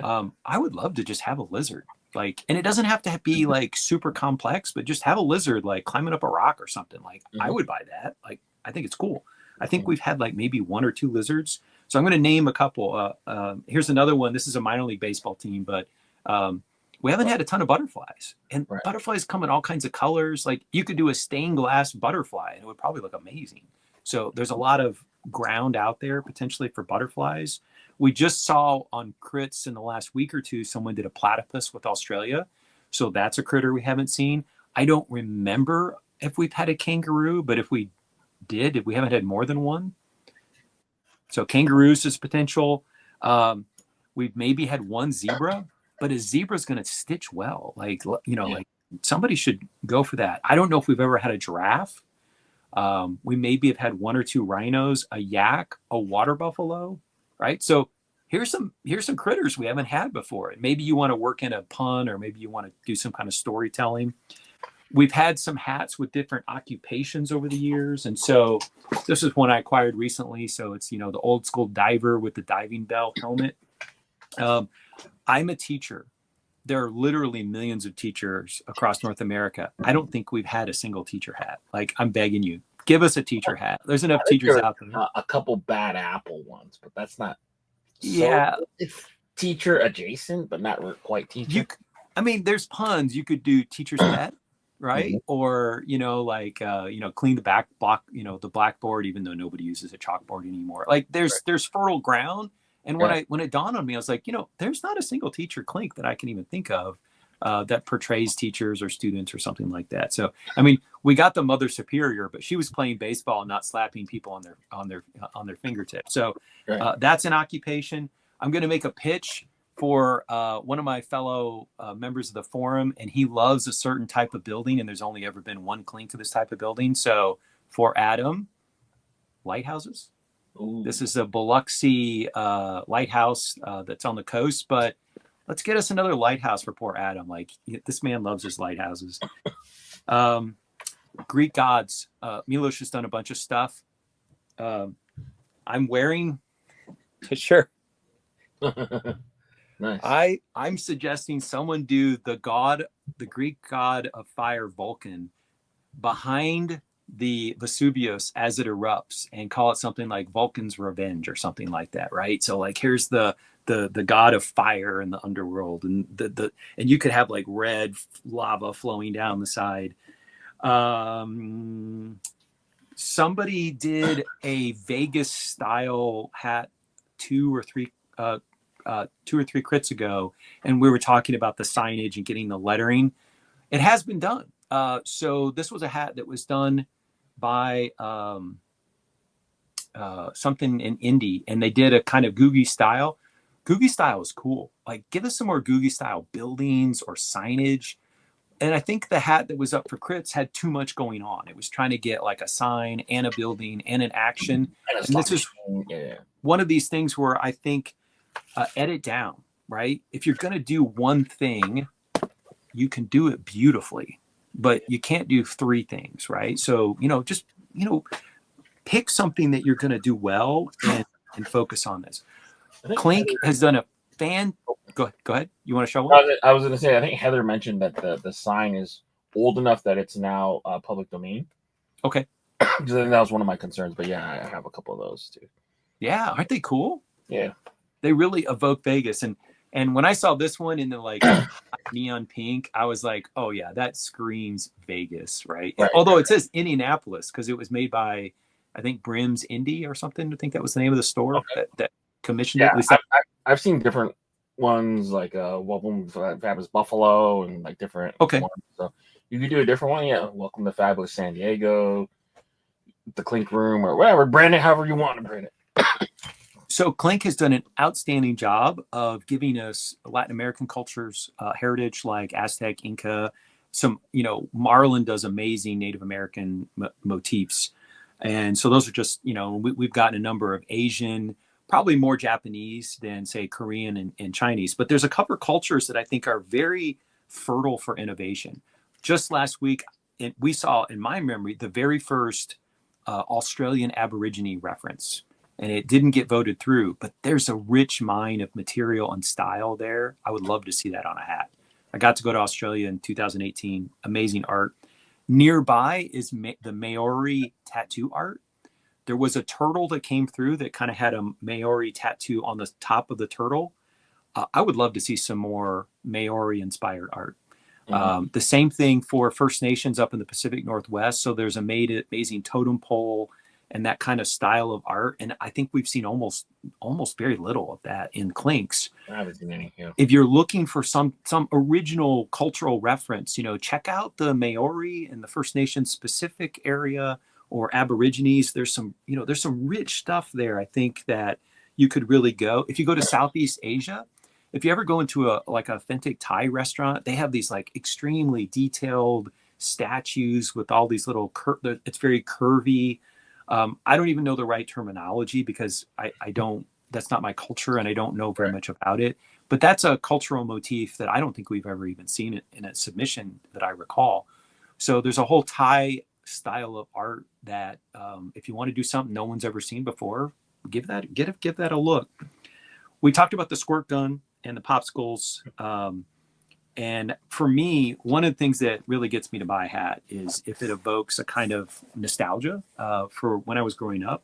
And so in particular, so we already talked about this. One of the reasons I absolutely love this hat is I have a very clear memory of laying in a canoe in northern Michigan and watching shooting stars with my best friend in high school. And so I love this hat. Right. I like the design, but I love this hat because it brings up a memory that goes back to when I was a kid. This is another hat. This is not a Clink hat, but this is the Columbia Fireflies. And the very first time I came out to my grandparents' house that I can remember, my uncles and aunts were catching fireflies and putting them in the jar. So like I had to have this hat. Like this was like growing up. So if you're looking for some hat designs that are going to generate or resonate with people, you can think of some stuff that like, people did or you did as a kid, like a tricycle. Lots of kids had tricycles, so they ride around, right? Or, bicycles or something like that. So there's a vein to be mined with sort of references to childhood that, you could show some creativity. And then sports, lots of baseball, some football, a little bit of golf, lots of hockey in Clinks, but there's a couple of sports. We just got Frisbee golf, right? That was the first Frisbee golf, but some other ones, like, I don't know if we've ever had a volleyball hat. No. Have we had a hat about running? We could do runner's high. I don't think there's been running logos, but not like running as a sport. No, I don't. Right. Rugby. Right. I've tried playing rugby. Rugby is a big deal, especially in Australia and in New Zealand and South Africa. Native Americans and North America invented lacrosse. Have we had a lacrosse hat? I don't know that we have. Like, I would be interested in that. I think that'd be a cool look. And then this one's one, maybe. This one's specifically for Milos because it's from his part of the world. And it's a sport that gets no attention in America, but team handball, I watch it every Olympics because it's fascinating. So maybe a team handball, power lifters. Sometimes you see these people and they're like short, but they're like super thick and muscular, and they like lift these amazing weights. Like that would be that'd be a fun hat. Like you put like this little squat figure that's just stacked, and it's got this enormous weight and like it's bent. And there's a whole bunch of power lifters in North America. They probably love to buy a hat like that, right? Bring that sort of Clink sense of humor and artistry. There's all these, sports that have never been portrayed and never been played with. So that's Matt's 30 ideas, for. No, we definitely got to bring you back in a little while to update and just kind of give, because like I just, fact checked you on a lot of the stuff. No zebras, no giraffes that I can see, no kangaroos, one lacrosse hat, but like one, that's not enough. That's Canada's national sport for the summer. There is a lot of tie-ins too with Indigenous people playing that sport too. Absolutely. And I just watched my friend's kid play provincials like last week. So yeah, it's an amazing sport. When I get done, I'll do some charts and I'll show like what are the top sports, what are the top critters, what are the top water creatures, land creatures. I could do a little PowerPoint, like do like 10 slides or something, and like here's what Clinkers have done, because I think it's interesting. As a fan of the whole genre, I think it's interesting. I've actually started putting in like the colors of crowns to see like what's the most. Obviously, it's like navy and black. Right.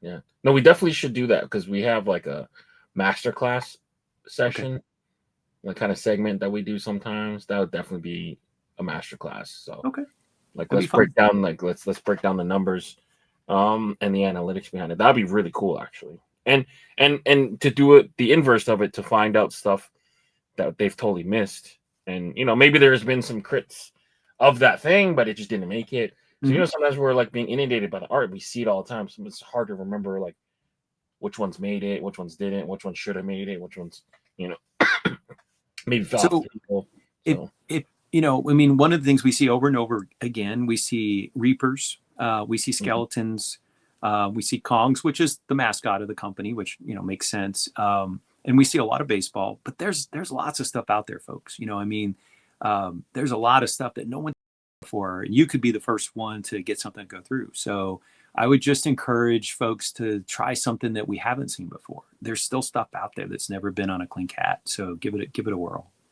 Right. And I've been staring at this image for like the last 10 minutes. I want to put it out there. Call this the Soul Train. I think that'd be really cool. But either way, Matt, man, thank you so much for spending the time. You've been really gracious with your time. I mean, we're almost at 2 hours recording. So any last thoughts before we kind of part ways?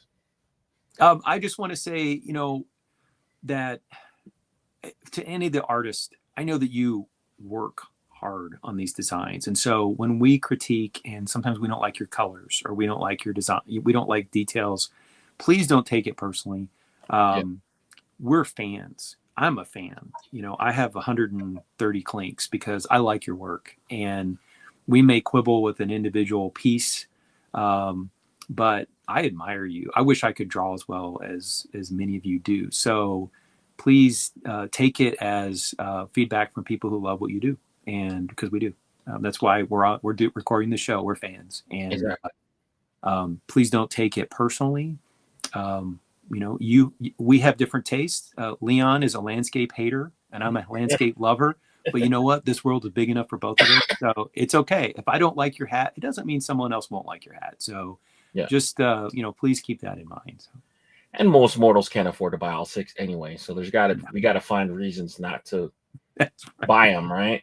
But I think a part of it too is like this show's built on us having like a first reaction to it, and it just because we say something one time, it doesn't mean that it sticks.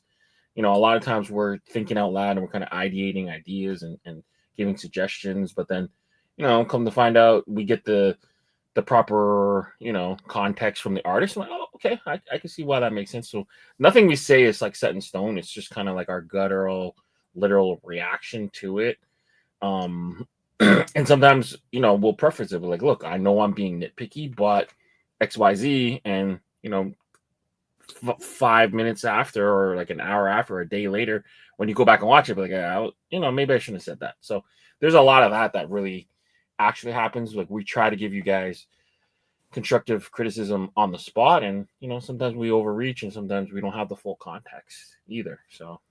More than one time, I have bought one of your hats that I did not like at first glance. So sometimes it just has to sit, and I have to go, that's kind of growing on me. But we don't get that on. I mean, sometimes I've seen them on Instagram, but a whole bunch of these today I'd never seen before. So I was like, you got 10 seconds to formulate an opinion, and sometimes like I might come back next week and go, I think I'm going to pre-order that one. It's kind of growing on me. So Exactly. I think everything's better with a strong community. So yeah, hopefully no one ever takes anything for what we say to heart or take it too hard.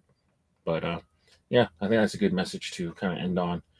So hopefully I'll still be in a couple of days. But for Matt and Leon, right here, have a great Sunday. Peace.